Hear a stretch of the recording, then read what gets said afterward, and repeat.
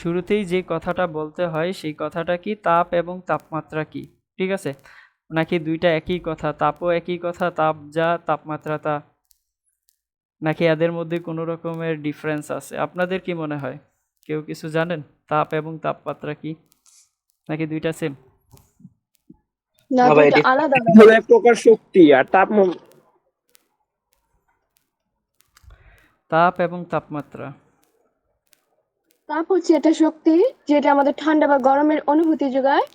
আর আচ্ছা, তাপমাত্রা হচ্ছে যার উপস্থিতিতে মানে কোনো বস্তু মানে কতটা ঠান্ডা বা গরম এরকম কিছু বোঝায়। আমরা শিওর দুইটা ভাইয়া, মুখ্য। তাপ তো একটা শক্তি, আর তাপমাত্রা হচ্ছে কোনো বস্তুর তাপীয় অবস্থার মাত্রা।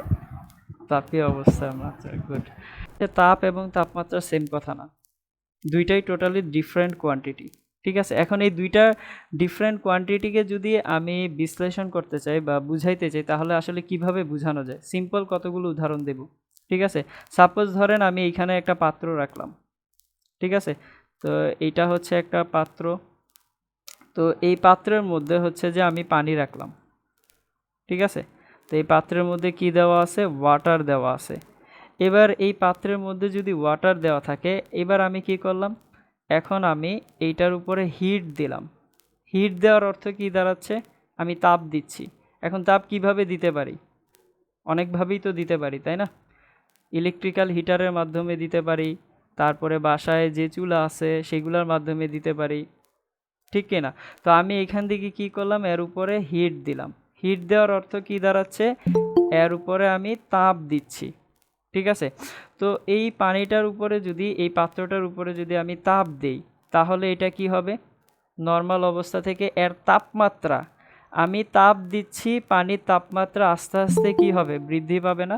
তাপমাত্রা বাড়বে, তাই না? তাপ দেওয়ার ফলে কি হবে? এই পানির তাপমাত্রা বাড়তে থাকবে। এখন বাড়তে বাড়তে কি হবে? একটা সময় ফুটতে শুরু করবে। এই পানিগুলো কি হবে? ফুটতে শুরু করবে। ফুটার পরে কি হবে? সেটা ভাষ্পে পরিণত হবে, তাই না? অর্থাৎ সেখানে কি হচ্ছে? ভাষ্পে পরিণত হবে। অর্থাৎ ঘটনাটা কি দাঁড়াচ্ছে? আমি যখন হিট দিচ্ছি, তো হিট দেওয়ার ফলে লিকুইড যে অবস্থাটা ছিল, পানির অবস্থাটা শুরুতে কি অবস্থায় ছিল? লিকুইড অবস্থায়। এই লিকুইড অবস্থা থেকে কোথায় গেছে? গ্যাসীয় স্টেটে চলে গেছে। অর্থাৎ তাপ দেওয়ার ফলে কোনো বস্তুর ফেজের বা অবস্থার কি হতে পারে? পরিবর্তন হতে পারে। সেটা কার মাধ্যমে পরিবর্তন হতে পারে? তাপমাত্রা ভিন্নতার মাধ্যমে, তাই না? আমি যখন তাপ দিচ্ছি, তার টেম্পারেচার বেড়ে যাচ্ছে, তাপমাত্রা বেড়ে যাচ্ছে, এবং বেড়ে গিয়ে সেটা কি হচ্ছে? লিকুইড থেকে আস্তে আস্তে কোন অবস্থায় যাচ্ছে? গ্যাসীয় অবস্থায় যাচ্ছে, তাই না? অর্থাৎ এখানে ঘটনাটা কি ঘটতেছে? যে লিকুইড থেকে গ্যাসীয় অবস্থায় যাচ্ছে, অর্থাৎ তাপ দিলে অবস্থার পরিবর্তন হতে পারে, ঠিক কিনা? আবার আমি যদি সলিডকে তাপ দিই, সেটা কি লিকুইডে পরিণত হতে পারে না? অবশ্যই পারে। যদি আমি একটা বরফের টুকরাকে তাপ দিই, বা এক খণ্ড বরফকে যদি তাপ দিই, তাহলে সেটা কি হবে? লিকুইডে পরিণত হবে। কথাটা ক্লিয়ার? অর্থাৎ তাপ দিলে তাপমাত্রা বাড়ে, এবং সেই সাথে কি হতে পারে? বস্তুর বা একটা সাবস্টেন্সের অবস্থার পরিবর্তন হতে পারে। সেটা কার মাধ্যমে? তাপমাত্রা পরিবর্তনের মাধ্যমে। আচ্ছা, এরপরে ধরেন যে আমি কি করলাম? সেকেন্ড একটা কেস নিলাম, যেখানে এই তাপটাকে আমি, যে তাপ যে দিচ্ছি, এটাকে আমি সরায় দিলাম,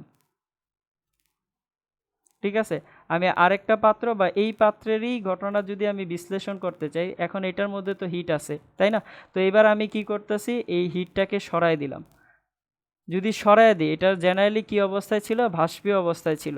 এখন এখানে আমি কোনো হিটই দিচ্ছি না, কোনো হিট নাই, অর্থাৎ কোনো তাপ নাই। যদি কোনো হিট না দিই, তাহলে অবস্থাটা কি হবে?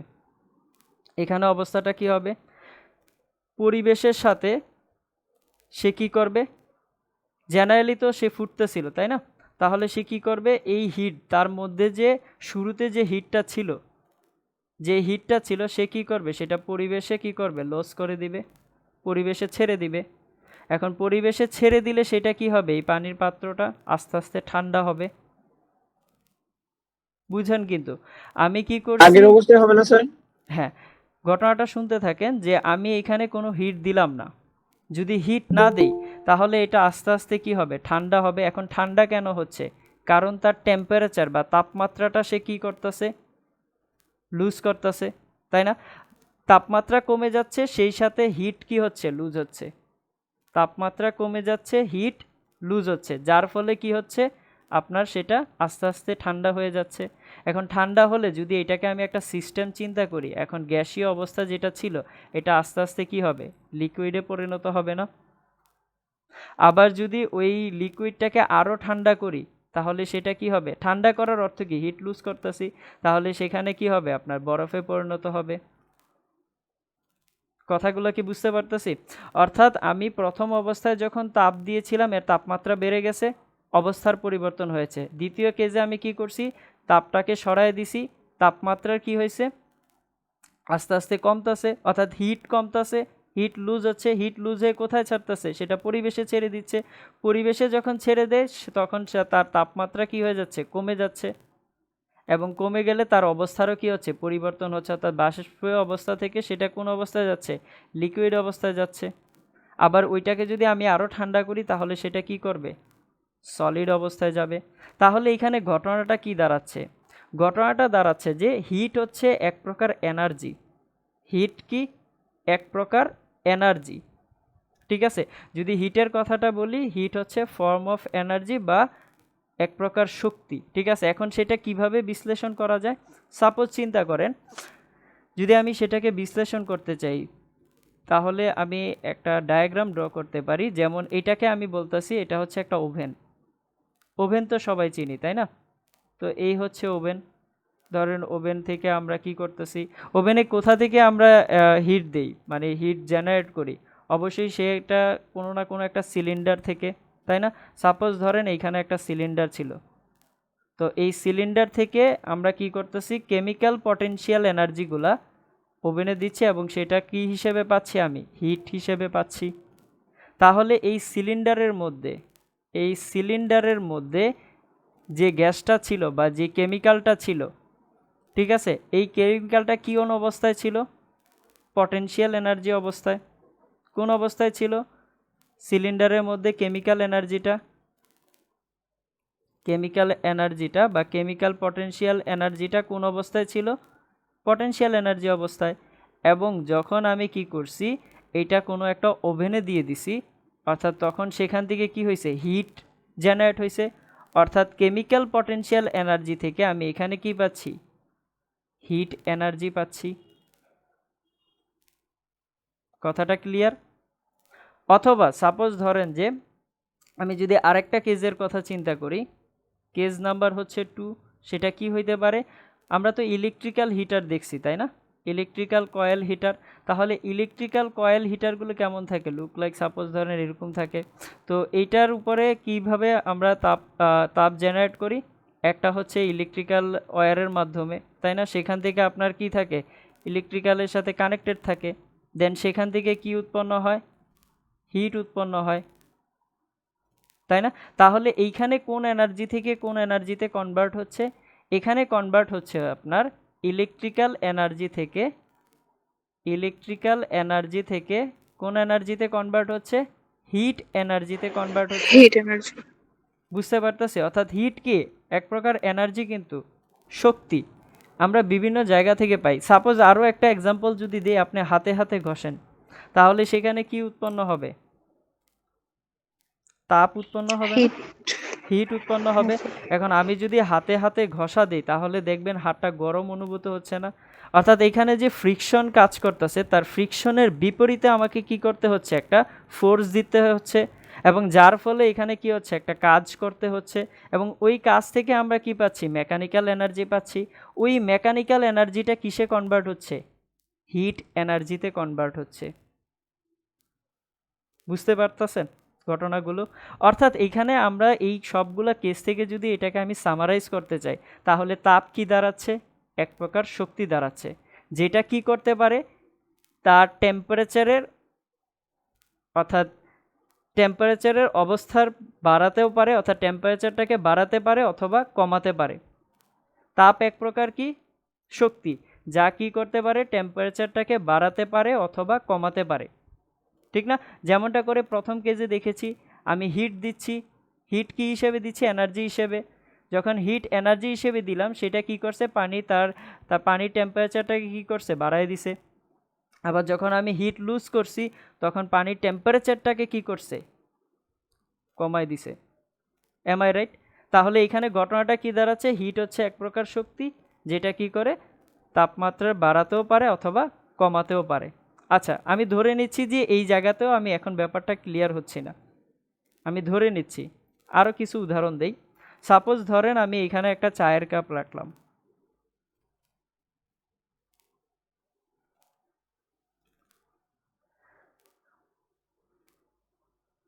এটা হচ্ছে একটা চায়ের কাপ, তাই না?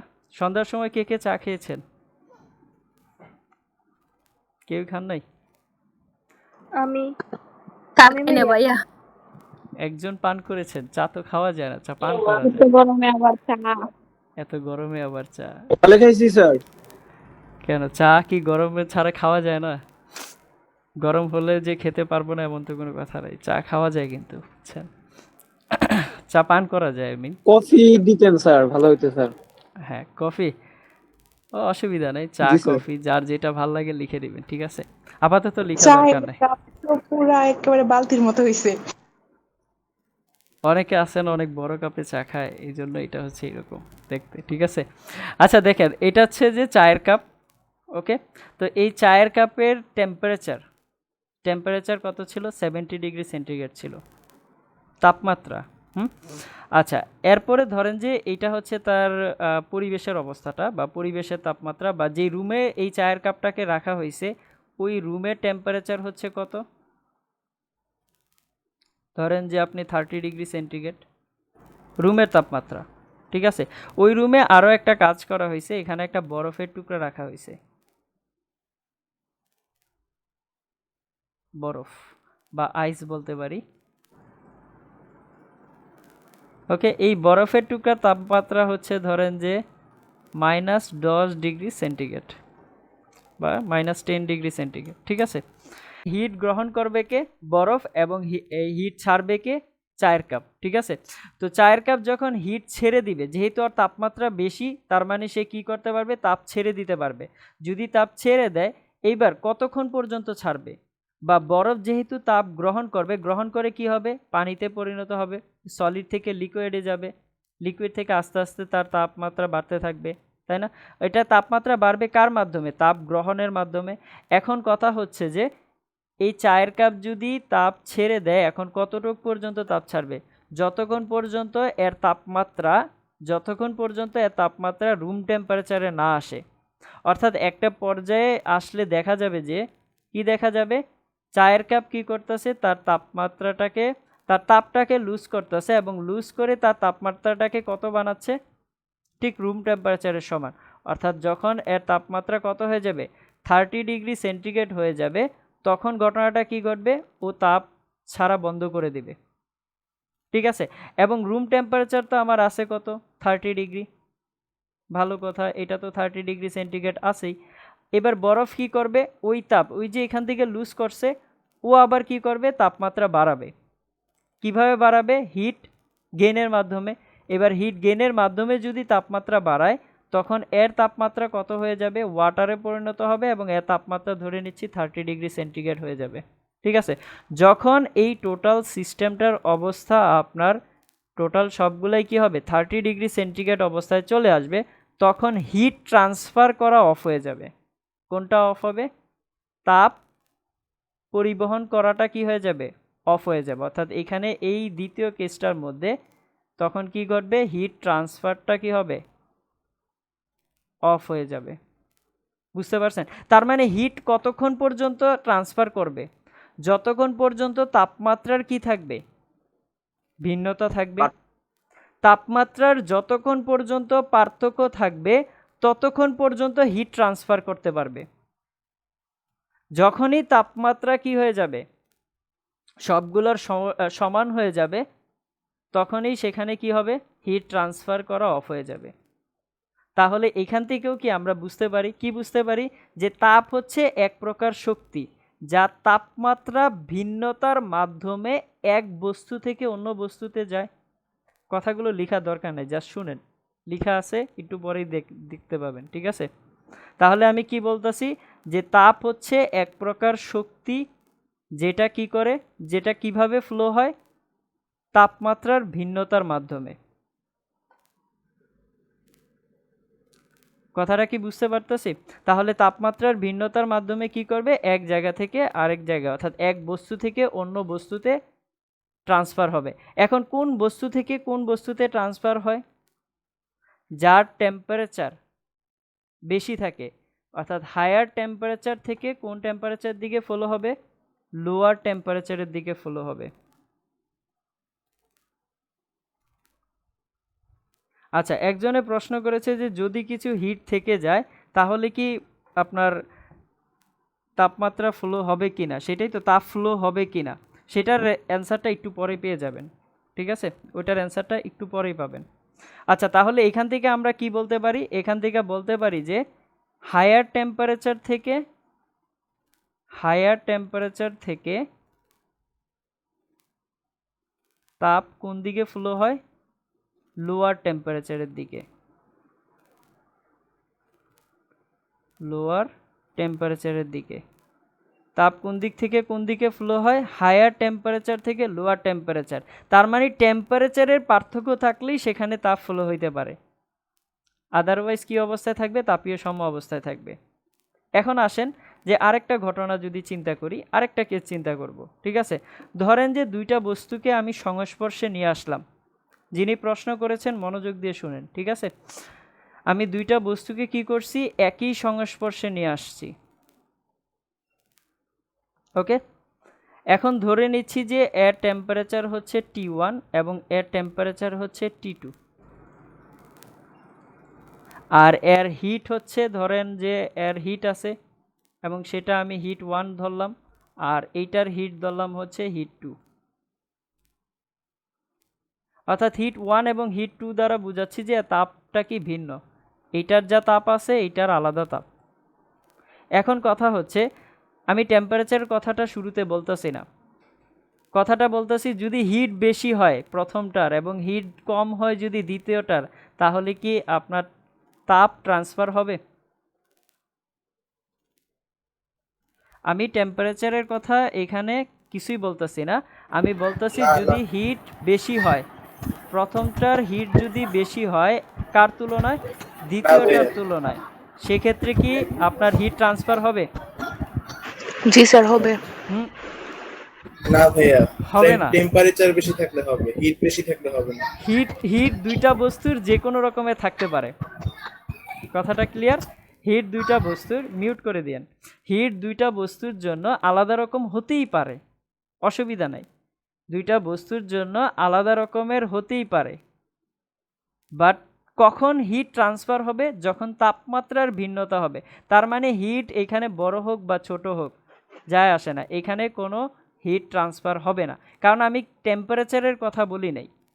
আমি কি টেম্পারেচারের কথা কোনো বলি নাই। কিন্তু এখন যদি বলি যে এইটার প্রথমটার টেম্পারেচার ছিল হচ্ছে আপনার বেশি, কার তুলনায়, দ্বিতীয়টার তুলনায়, তাহলে এবার কি হবে, হিট ফ্লো হবে।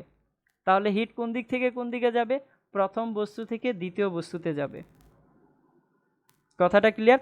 যদি আমি বলি যে হিট দ্বিতীয় বস্তুর বেশি, আমি আরেকটা কেসের কথা বলতেছি, সাপোজ ধরেন এখানে বলে দিচ্ছি যে হিট হচ্ছে আপনার দ্বিতীয় বস্তুর বেশি।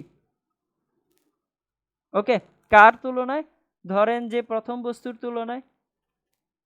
এখন কথা হলো যে যদি আপনার টেম্পারেচার প্রথম বস্তুর বেশি হয় এবং দ্বিতীয় বস্তুর কম হয়, সামহাউ এমনটা হয়ে গেল, প্রথম বস্তু তাপমাত্রা বেশি এবং দ্বিতীয় বস্তু তাপমাত্রা কম, তাহলে আপনার হিট কোন দিক থেকে কোন দিকে ফ্লো হবে,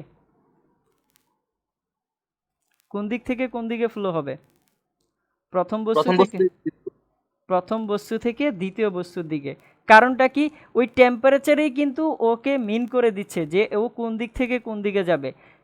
আমরা একটু আগেই লিখে আসছি যে তাপমাত্রা কোন দিক থেকে কোন দিকে ফ্লো হয়, তাপ কোন দিক থেকে কোন দিকে ফ্লো হয়, হায়ার টেম্পারেচার থেকে লোয়ার টেম্পারেচারের দিকে। এখানে তাপ যেমনই থাকুক, আই ডোন্ট কেয়ার, কথাটা কি দাঁড়াচ্ছে, হায়ার টেম্পারেচার যার থাকবে, সর্বোচ্চ তাপমাত্রা যার থাকবে, ওই সর্বোচ্চ তাপমাত্রা থেকে সর্বনিম্ন তাপমাত্রাতে তাপ ফ্লো হবে। কথাটা ক্লিয়ার? এখন এইটাকে আমি আরেকভাবে চিন্তা করতে পারি। কিভাবে চিন্তা করতে পারি? পানির উচ্চতার সাথে এবং পানির পরিমাণের সাথে। সাপোজ ধরেন যদি এটাকে আমি আরও একটা কেস নেই, এখানেই কেসটাকে দেখাচ্ছি। সাপোজ ধরেন এটা হচ্ছে একটা ট্যাঙ্কি, ঠিক আছে? তো এর মধ্যে কি আছে, পানি আছে। তো ধরেন পানির হাইট হচ্ছে এইটা, ওকে। এইখানে আরও একটা ধরেন যে পাত্র আছে, বা এটা একটু সরু পাত্র, ঠিক আছে, চিকন টাইপের পাত্র। তো এই পাত্রের মধ্যে পানি আছে ধরেন যে এই পরিমাণ। এখন বলেন তো কোন পাত্রের মধ্যে পানি বেশি আছে? প্রথম না দ্বিতীয়? প্রথমটাতে। প্রথমটাতে পানি বেশি আছে, কথাটা বুঝছেন, ঠিক আছে। দ্বিতীয়টাতে কি আছে, পানি কম আছে। এবার ধরেন যে আমি এই দুইটাকে একসাথে কানেক্টেড করে দিলাম।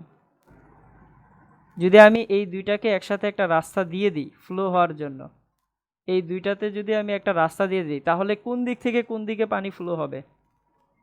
স্যার বেশি বেশি শুরুটা ওই থেকে বেশি মনে পাত্র রাখবেন। থেকে স্যার কম পাত্রে।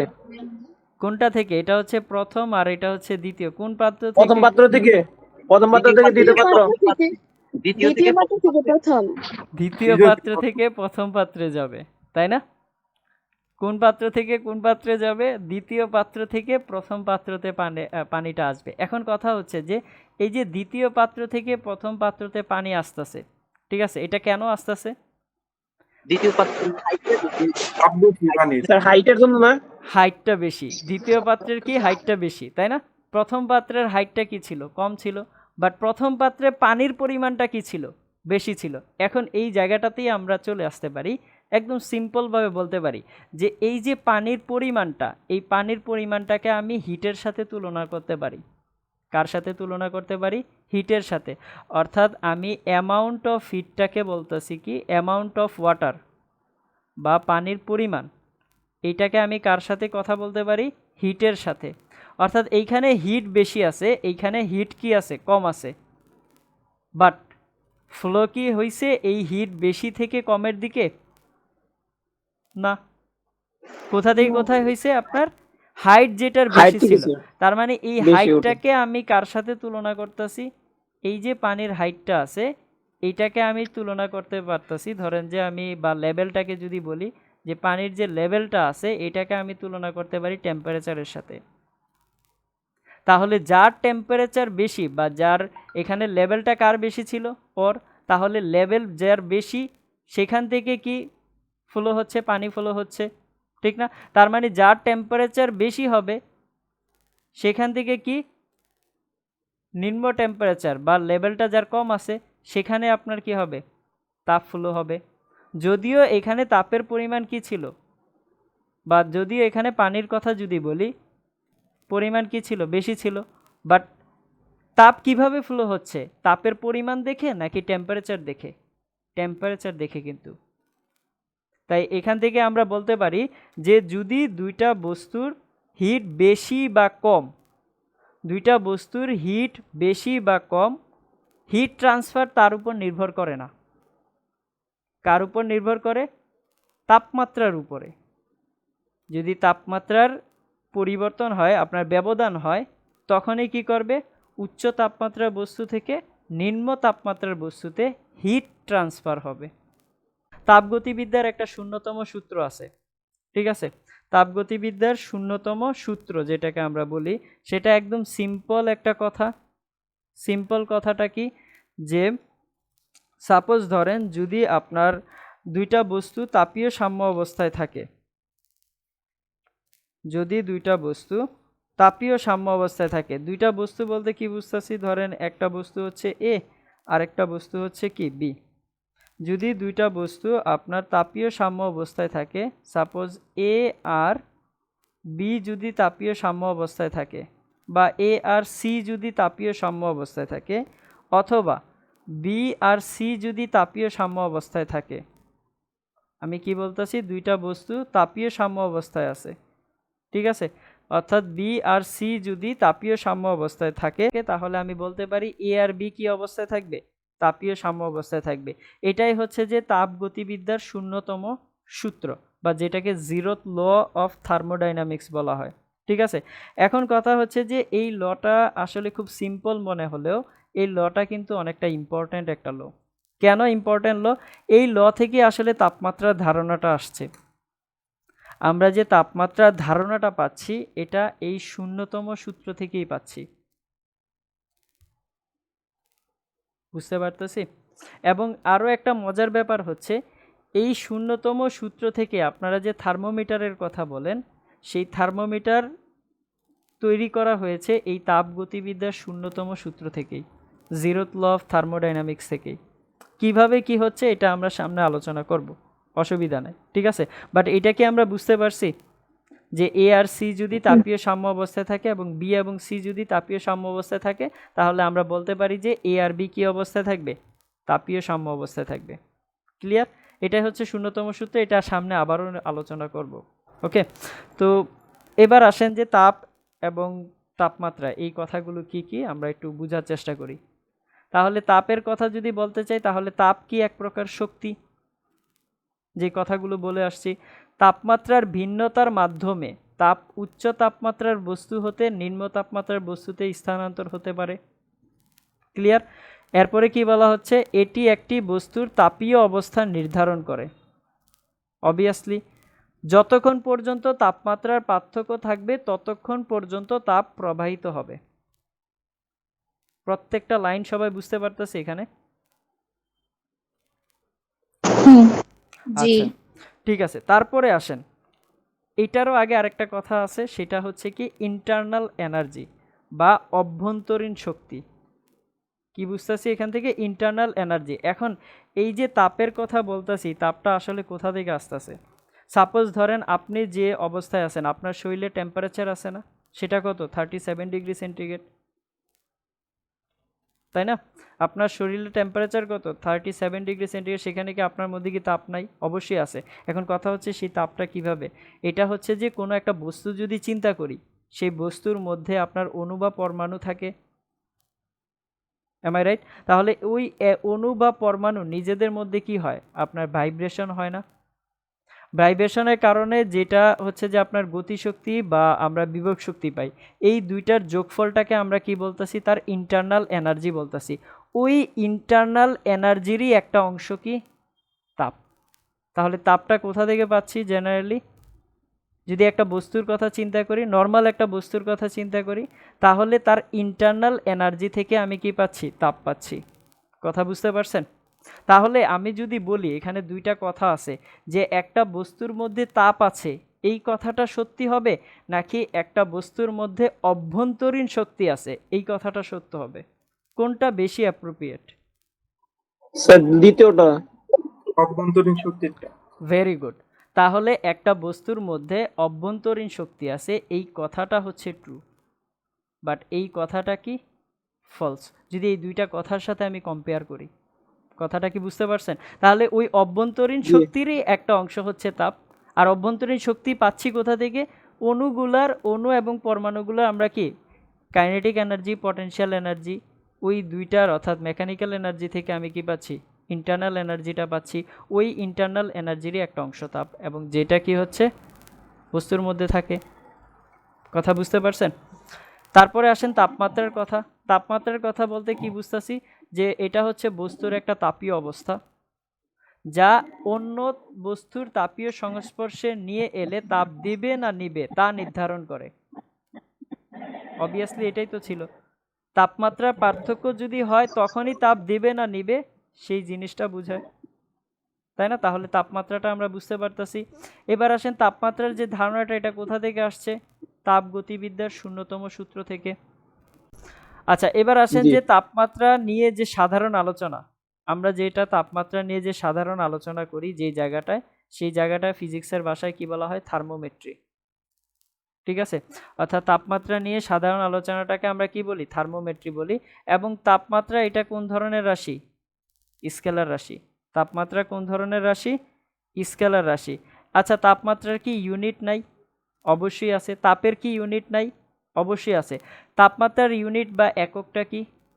তাপমাত্রার ইউনিট হচ্ছে কি হবে? কেলভিন। ক্যালভিন। এসআই ইউনিট হচ্ছে ক্যালভিন। সেটা কোন ধরনের ইউনিট? SI unit. আরও আছে, যেমনটা ডিগ্রি সেন্টিগ্রেড, ডিগ্রি ফারেনহাইট। দেখেন কেলভিনের আগে কিন্তু আমি ডিগ্রি সাইন দিই নাই, ঠিক আছে? ক্যালভিনটা এসআই ইউনিট, ওকে। আর এগুলা কি? ডিগ্রি সেন্টিগ্রেড, ডিগ্রি ফারেনহাইট বা ডিগ্রি আপনার রোমার স্কেলও আছে। কথা বুঝতে পেরেছেন? ওকে। আর যেহেতু হিটের কথা বলে আসছি, তাই হিট যেহেতু আপনার হচ্ছে এক প্রকার শক্তি, তাহলে এর এককটা কি হবে? জুল। জুল হবে। Very good. তাহলে এর একক কি হবে? জুল হবে, অথবা আমরা কি বলতে পারি? ক্যালোরি বলতে পারি। বুঝতে পারছেন? তাহলে জুল হচ্ছে আপনার এর এসআই ইউনিট, ক্যালোরি কিন্তু এসআই ইউনিট না, মাথায় রাখেন, ওকে। এবার আসেন যে যদি আমরা তাপমাত্রার কথা বলি, ঠিক আছে, সর্বনিম্ন তাপমাত্রা কত পসিবল? সর্বনিম্ন সম্ভাব্য তাপমাত্রা হচ্ছে 0 কেলভিন তাপমাত্রা, ঠিক আছে। এবং এই 0 কেলভিন তাপমাত্রা নিয়েও কিন্তু পড়াশোনা করা হয়। এখন যেই জায়গায় পড়াশোনা করা হয় বা যেই শাখায়, ফিজিক্সের যেই শাখায় আমরা 0 কেলভিন তাপমাত্রা নিয়ে পড়াশোনা করি, সেটাকে বলা হয় ক্রায়োজেনিক্স। কি বলা হয়? ক্রায়োজেনিক্স। লিখে দিচ্ছি, সবাই এই জিনিসগুলো, ট্রামগুলো মাথায় রাখবেন, ঠিক আছে?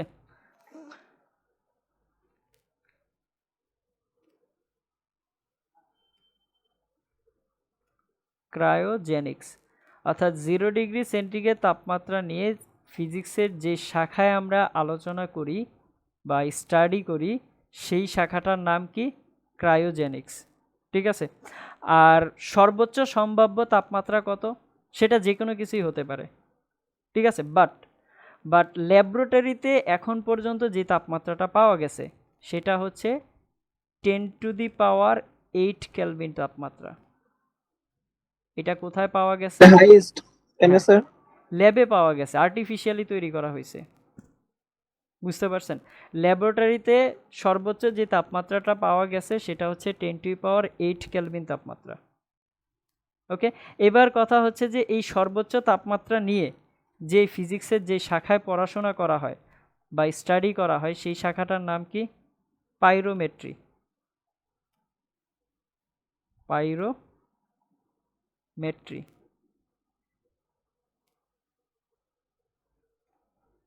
ক্লিয়ার? বুঝতে পারতেছি কথাগুলো নাকি কঠিন লাগতেছে? বুঝতে পারতেছি ভাইয়া। ওকে, থ্যাংক ইউ। এবার আসেন যে আমরা তো থার্মোমিটার দিয়ে কত পর্যন্ত মেজারমেন্ট করতে পারি? কত পর্যন্ত মেজারমেন্ট করতে পারি? কারো আইডিয়া আছে? থার্মোমিটারের সাহায্যে কত ডিগ্রি সেন্টিগ্রেড পর্যন্ত মেজারমেন্ট করা যায়? বা পারদের হিমাঙ্কের কথা? হ্যাঁ, 92 জেনে বলেছেন? আচ্ছা, অধিক পরিমাণ তাপমাত্রা তো আমরা মেজার করতে পারি না থার্মোমিটারের সাহায্যে, পারি তো না। এখন কথা হচ্ছে যেই তাপমাত্রাটা হচ্ছে অধিক পরিমাণ, ধরেন যে 500 ডিগ্রি সেন্টিগ্রেড অপেক্ষা বেশি, 1000 ডিগ্রি সেন্টিগ্রেড যদি হয়, এখন সেটা যদি আমি পরিমাপ করতে চাই, তাহলে সেই যে যন্ত্র দ্বারা পরিমাপ করব সেই যন্ত্রটার নাম হচ্ছে পাইরোমিটার। খুব ইম্পর্ট্যান্ট, অনেকবার পরীক্ষায় আসছে, ঠিক আছে। অর্থাৎ 500 ডিগ্রি সেন্টিগ্রেড তাপমাত্রার অধিক তাপমাত্রা আপনাকে বলে দিতে পারে যে আমি যদি 1000 ডিগ্রি সেন্টিগ্রেড তাপমাত্রা মেজারমেন্ট করতে চাই, তাহলে সেই যন্ত্রটার নাম কি? সেই যন্ত্রটার নাম কি হবে? পাইরোমিটার। 500 ডিগ্রি থেকে বেশি হলে সেটার নাম কি হবে? পাইরোমিটার হবে। আর পাইরোমিটারটা এই জন্যই খুব ইম্পর্ট্যান্ট, যেটা হচ্ছে যে আপনার বস্তুর সংস্পর্শে লাগাইতে হয় না। যেমন আমরা থার্মোমিটার দিয়ে যখন তাপমাত্রা মেজারমেন্ট করি, থার্মোমিটার গায়ের সাথে এনে লাগাইতে হয় না, হয়তো। বাট এই পাইরোমিটারটা ওই বস্তুর সাথে লাগাইতে হয় না, আপনি ওই যেটা হিট জেনারেট হচ্ছে সেখান থেকে আপনি ধরলেই সেটা পুরোপুরিভাবে মেজারমেন্ট করতে পারে। বুঝতে পারছেন? তো এটা হচ্ছে, এটা মাথায় রাখবেন যে 500 ডিগ্রি থেকে যদি বেশি হয়, সেন্টিগ্রেড থেকে যদি বেশি হয়, তাহলে সেই যে যন্ত্রটা দ্বারা আমরা মেজারমেন্ট করব সেটাকে বলা হবে পাইরোমিটার। এবং এইটা যেই শাখায় আলোচনা করা হয় এই সর্বোচ্চ তাপমাত্রা নিয়ে, সেটাকে বলা হয় পাইরোমেট্রি। এবার আসেন তাপ ও তাপমাত্রার মধ্যে পার্থক্য, যেটা একটু আগে বলে আসছি। তাপ হচ্ছে এক প্রকার শক্তি যা ঠান্ডা বা গরমের অনুভূতি যোগায়, ঠিক আছে। আর হচ্ছে কি তাপমাত্রা, কি তাপমাত্রা হচ্ছে বস্তু তাপীয় অবস্থা, যা অন্য বস্তুর সংস্পর্শে এলে তাপ দেবে না নেবে তা নির্ধারণ করে দেয়। তাপের একক কি? জুল অথবা ক্যালোরি। তাপমাত্রার একক কি? ফারেনহাইট, সেলসিয়াস, কেলভিন, যে কোনো কিছুই হতে পারে। জুল হচ্ছে এটার এসআই ইউনিট, আর ওইটার এসআই ইউনিট কি? আপনার কেলভিন। ঠিক আছে, ওকে। তারপরে হচ্ছে যে এইটাকে আমরা কার সাথে তুলনা করতে পারি? যে কোনো বস্তুর মোট তাপকে পাত্রে রাখা তরলের পরিমাণের সঙ্গে তুলনা করা যেতে পারে, একটু আগে বলে আসছি। আর কোনো বস্তুর তাপমাত্রাকে পাত্রে রাখা তরলের উচ্চতার সঙ্গে তুলনা করা যেতে পারে। ক্লিয়ার? দেখ, অসুবিধা নেই। এবার আসেন থার্মোমিটারের কথায়। থার্মোমিটার তো সবাই দেখছি, তাই না? তো এই থার্মোমিটারের কথা যদি বলতে হয়, খুব মনোযোগ দিয়ে টার্মগুলো শুনবেন, লেখা আছে, অসুবিধা নেই, ঠিক আছে? বাট আগে শুনতে থাকেন যা বলতেছি। এই থার্মোমিটার একটু আগেই বলে আসছি, সেটা কার ভিত্তিতে তৈরি করা হয়েছে? তাপগতিবিদ্যার শূন্যতম সূত্রের ভিত্তিতে। এখন কিভাবে হয়েছে সেটা নিয়ে আমরা আলোচনা করব, ঠিক আছে? তার উপরে একটা কথা, যে এই থার্মোমিটারে দুইটা বিন্দু থাকে। একটা বলা হয়, একটা বিন্দুকে বলা হয় নিম্ন স্থির বিন্দু, আর একটাকে বলা হয় ঊর্ধ্ব স্থির বিন্দু, ঠিক আছে? নিম্ন স্থির বিন্দু কোনটা? নিম্ন স্থির বিন্দু বলতে আমরা কি বুঝি? যখন স্বাভাবিক চাপে যে তাপমাত্রায় বিশুদ্ধ পানি আপনার বা বিশুদ্ধ বরফ গলতে শুরু করে, সেটাকে আমরা কি বলতাছি? নিম্ন স্থির বিন্দু বলতাছি। অর্থাৎ স্বাভাবিক চাপে যে তাপমাত্রায় বরফ গলতে শুরু করে সেই তাপমাত্রাটাকে কি বলতাছি? নিম্ন স্থির বিন্দু বলতাছি। এখন বলেন তো, যে বরফের এই গলনাঙ্কটা কত, বা গলতে কত ডিগ্রি সেন্টিগ্রেড তাপমাত্রায় বরফ গলতে শুরু করে? 0 degree centigrade. 0 degree Celsius. Centigrade, ঠিক আছে? এখন একটা কথা একটু আগে বলে আসছি, স্বাভাবিক চাপে, এই কথাটা কিন্তু অনেক বেশি ইম্পর্ট্যান্ট। আপনাকে যদি বলা হয় যে বরফ গলতে শুরু করে কোন তাপমাত্রায়? 0 ডিগ্রি সেন্টিগ্রেড তাপমাত্রা, আপনি যদি অ্যান্সার দেন, এটার অ্যান্সারটা পুরোপুরিভাবে সঠিক অ্যান্সার না। কারণ আপনি যদি প্রেশারটাকে চেঞ্জ করেন, এই যে এখানে আমরা যে স্বাভাবিক চাপ বলতেছি, সেটা হচ্ছে 1 অ্যাটমসফিয়ার চাপ, বুঝতে পারছেন?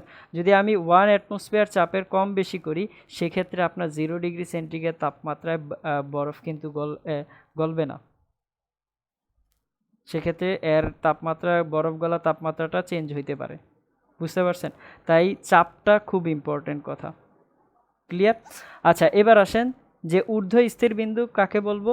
ঊর্ধ্ব স্থির বিন্দু হচ্ছে যদি স্বাভাবিক চাপে হচ্ছে যে তাপমাত্রায় আপনার পানি ফুটতে শুরু করে, সেটাকে আমরা কি বলতাছি? ঊর্ধ্ব স্থির বিন্দু বলতাছি। অর্থাৎ স্বাভাবিক চাপ কথাটা কিন্তু অবশ্যই উল্লেখ করতে হবে, বুঝতে পেরেছেন? একটু পরে আমরা দেখব যে স্বাভাবিক চাপ কেন উল্লেখ করতে হচ্ছে। চাপের পরিবর্তন হলে আবার তাপমাত্রার পরিবর্তন কিভাবে হয়, একটু পরেই আমরা দেখব, ঠিক আছে? বাট এই কথাটা অবশ্যই মাথায় রাখবেন, যে কথাটা কি 1 অ্যাটমসফিয়ার চাপ বা স্বাভাবিক চাপের কথা বলা হচ্ছে, ঠিক আছে? এখন একটা জিনিস চিন্তা করেন, এইটা কয়টা বিন্দু? দুইটা। একটা হচ্ছে লোয়েস্ট পয়েন্ট, এটাকে বলতে পারি, আর এটাকে বলতে পারি যে হাইয়েস্ট পয়েন্ট, ঠিক আছে? একটা হচ্ছে বরফ যে তাপমাত্রায় গলে, আর একটা হচ্ছে পানি যে তাপমাত্রায় ফুটে, দুইটা কথা, ঠিক আছে? এখন কথা হচ্ছে যে এই থার্মোমিটারের মধ্যে আমরা কি ইউজ করি? তাপমাত্রা যদি মাপতে চাই তাহলে কি ইউজ করি? পারদ ইউজ করি। গুড।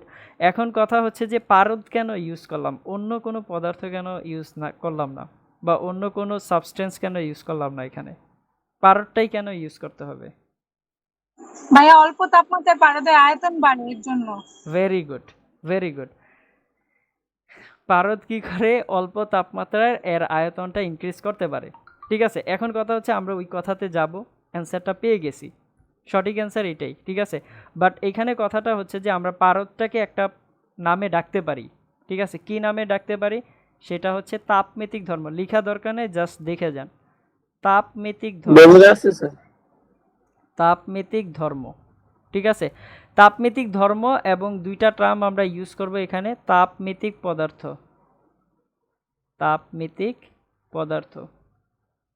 দুইটা কথা, ঠিক আছে। এখন তাপমিতিক ধর্ম কি আর তাপমিতিক পদার্থ কি, এই দুইটা কথা আগে ভালোভাবে বোঝার চেষ্টা করি।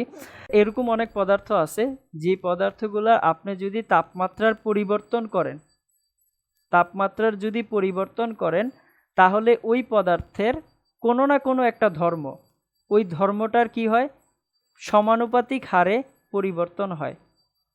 এখন কথা হচ্ছে যেই ধর্মটা আপনার পরিবর্তন হচ্ছে, ধরেন যে আমি তাপমাত্রা বাড়াইছি, তাহলে একটু আগে পারদের কথা বললো না, এখন পারদের কি বাড়বে, আয়তন বাড়বে। তাপমাত্রা বাড়াইলে পারদের কি বাড়ে, আয়তন বাড়ে। যেহেতু পারদের আয়তন বাড়ে, এবার ওই আয়তনটাকে আমি কি বলতেছি, তাপমিতিক ধর্ম বলতেছি। কথাটা ক্লিয়ার? এখন তাপমাত্রা যদি কমাই তাহলে পারদের আয়তন সমহারে কমবে, তাহলে ওই আয়তনটাকে আমি কি বলতেছি, তাপমিতিক ধর্ম বলতেছি।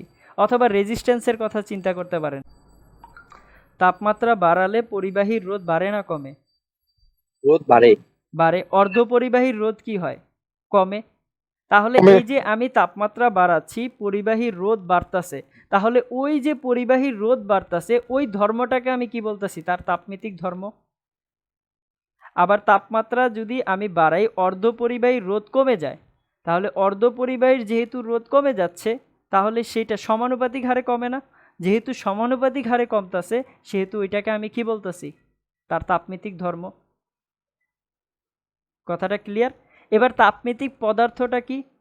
তাপমিতিক পদার্থ হচ্ছে ওই পদার্থ যে পদার্থের ধর্মটাকে আমি কাজে লাগায় কি করতেছি, তাপমাত্রার পরিবর্তনটাকে বের করতে পারতেছি। অর্থাৎ এখানে যদি থার্মোমিটারের কথা বলি, তাহলে থার্মোমিটার আমি যদি তাপমাত্রা বাড়াই, তাহলে থার্মোমিটারের আয়তন কি পারদের আয়তন কি করবে, বাড়বে। থার্মোমিটারের মধ্যে কি থাকে, পারদ থাকে। তাহলে তাপমাত্রা বাড়াইলে থার্মোমিটারের মধ্যে পারদের আয়তনটা বাড়তেছে, তাহলে ওই যে থার্মোমিটারের মধ্যে যে পারদটা রাখছি, ওই পারদটাকে আমি কি বলতেছি, তাপমিতিক পদার্থ। কেন তাপমিতিক পদার্থ বলতেছি, তার কারণটা কি, কারণ ওই তাপমিতিক পদার্থের ওই ধর্মটাকে কাজে লাগায় আমি কি করতেছি, শরীরের টেম্পারেচার মাপতে পারতেছি। কথাটা কি বুঝতে পেরেছেন? দুইটা জি টার্ম ভাইয়া। লেখা আছে, জাস্ট কথাগুলো মনোযোগ দিয়ে শুনে যান, এতটুকু, আর কিচ্ছু না, ঠিক আছে। তাহলে তাপমিতিক পদার্থ কি, তাপমিতিক ধর্ম কি, বুঝতে পারলাম। এবং ঊর্ধ্ব স্থির বিন্দু কি, নিম্ন স্থির বিন্দু কি, এটাও বুঝতে পারলাম। এবার আসেন যে সাপোজ ধরেন আমি একটা পাত্র নিলাম, ওই পাত্রের মধ্যে হচ্ছে যে কি রাখলাম, আপনার গলিত বরফ রাখলাম, ঠিক আছে।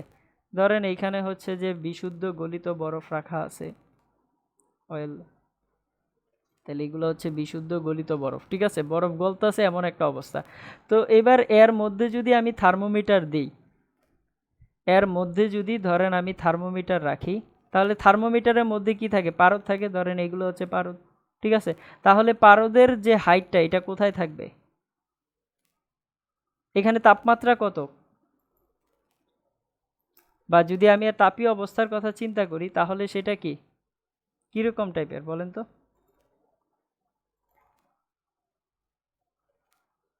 ধরেন এই হচ্ছে পারদ, ঠিক আছে। তাহলে এবার দেখেন পারদের উচ্চতাটা কোথায় থাকবে, নিচে থাকবে। কেন, কারণ এর তাপমাত্রা কত। যদি আমি হিট না দিই, হিট এখানে হচ্ছে যে আপনার প্রায় তো কত, আপনার হিট দিচ্ছি না তো, তাই না। যদি হিট না দিই, তাহলে এখানে কি হচ্ছে, আপনার এর যে পারদের হাইটটা, আমি বলছি যে তাপমাত্রা বাড়াইলে পারদের আয়তনটা কি হবে, বাড়বে। পারদের আয়তন বাড়বে, তাহলে এখানে কি আমি তাপমাত্রা বাড়াচ্ছি তো না, বরফ গলতেছে এমন অবস্থা। তাহলে বরফ গলতেছে, সেটা কি একটা নিম্ন স্থির বিন্দু না। যে নির্দিষ্ট চাপে যে তাপমাত্রায় হচ্ছে বরফ গলতে শুরু করে, সেটাকে আমরা কি বলতেছি, নিম্ন স্থির বিন্দু। তাহলে নিম্ন স্থির বিন্দু যদি হয়, তাহলে এইখানে তার তাপমাত্রাটা কত থাকবে, 0 ডিগ্রি সেন্টিগ্রেড। Very good. তাহলে এখানে তাপমাত্রাটা থাকতেছে হচ্ছে 0 ডিগ্রি সেন্টিগ্রেড। এখন আমি যদি আরও একটা অবস্থা নিলাম, যেখানে আমি কি বললাম, যে পানি কি করতেছে, ফুটতে শুরু করতেছে, ঠিক আছে। ধরেন এখানে পানি নিলাম, তাহলে সেই পানিটা কি করতেছে, ফুটতে শুরু করতেছে, ঠিক আছে। তাহলে যদি ফুটতে শুরু করে, সেটা তো ওয়ান কাইন্ড অফ হিট দেওয়ার কারণে, তাহলে সেখানে যদি আমি থার্মোমিটার বসায় দিই, তাহলে সেই যে তাপমাত্রাটা পাবো সেটাকে আমি নিম্ন স্থির বিন্দু পাবো নাকি ঊর্ধ্ব স্থির বিন্দু পাবো? ঊর্ধ্ব স্থির বিন্দু। স্থির বিন্দু।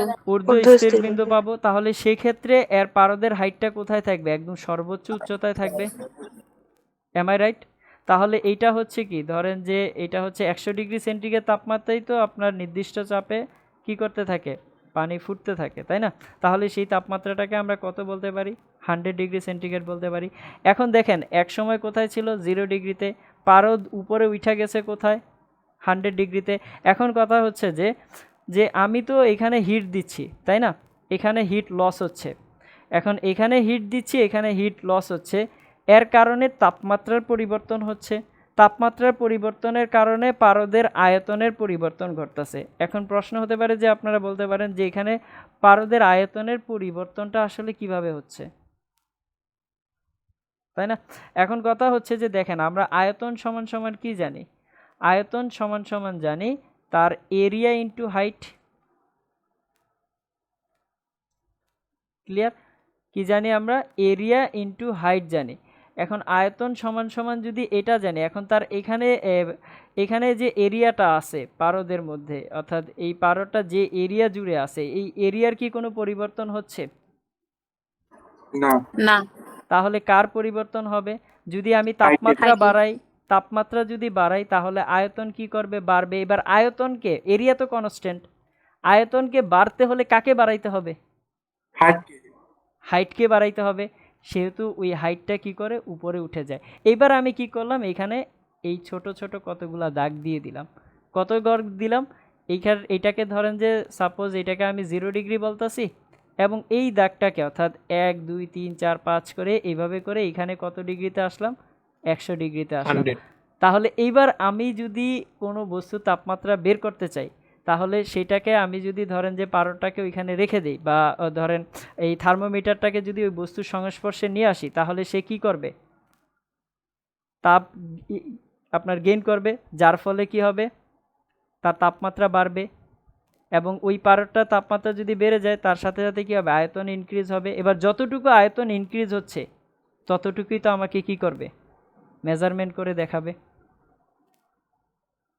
মজার ব্যাপার না এটা? বুঝতে পারতেছেন? এখন কথা হচ্ছে যে এটা শূন্যতম সূত্রের সাথে আসলে কিভাবে ম্যাচ হচ্ছে। এবার দেখেন শূন্যতম সূত্রের সাথে ম্যাচ হওয়ার কারণটা কি, ওইটার উপরে ভিত্তিতে কেন তৈরি করা হচ্ছে? তার কারণটা হচ্ছে আমি ইনিশিয়ালি ধরেন যে এর টেম্পারেচার রাখলাম হচ্ছে 0 ডিগ্রি সেন্টিগ্রেডে ইনিশিয়ালি, ঠিক আছে? ঝাক্কাইলেই তো এটা নিচে নেমে আসে না? তাহলে সেটা কত অবস্থায় নিয়ে গেলাম? 0 ডিগ্রিতে। এবার ধরেন আপনার শরীরের টেম্পারেচার কত? সাধারণ মানুষের হচ্ছে শরীরের টেম্পারেচার কত থাকে? আপনার 37 ডিগ্রি সেন্টিগ্রেড থাকে, তাই না?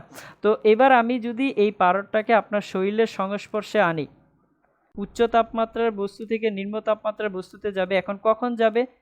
যখন হচ্ছে আপনার তাপমাত্রার ডিফারেন্স থাকবে। তাহলে এইখানে কতক্ষণ পর্যন্ত হিট ট্রান্সফার করতেছিল?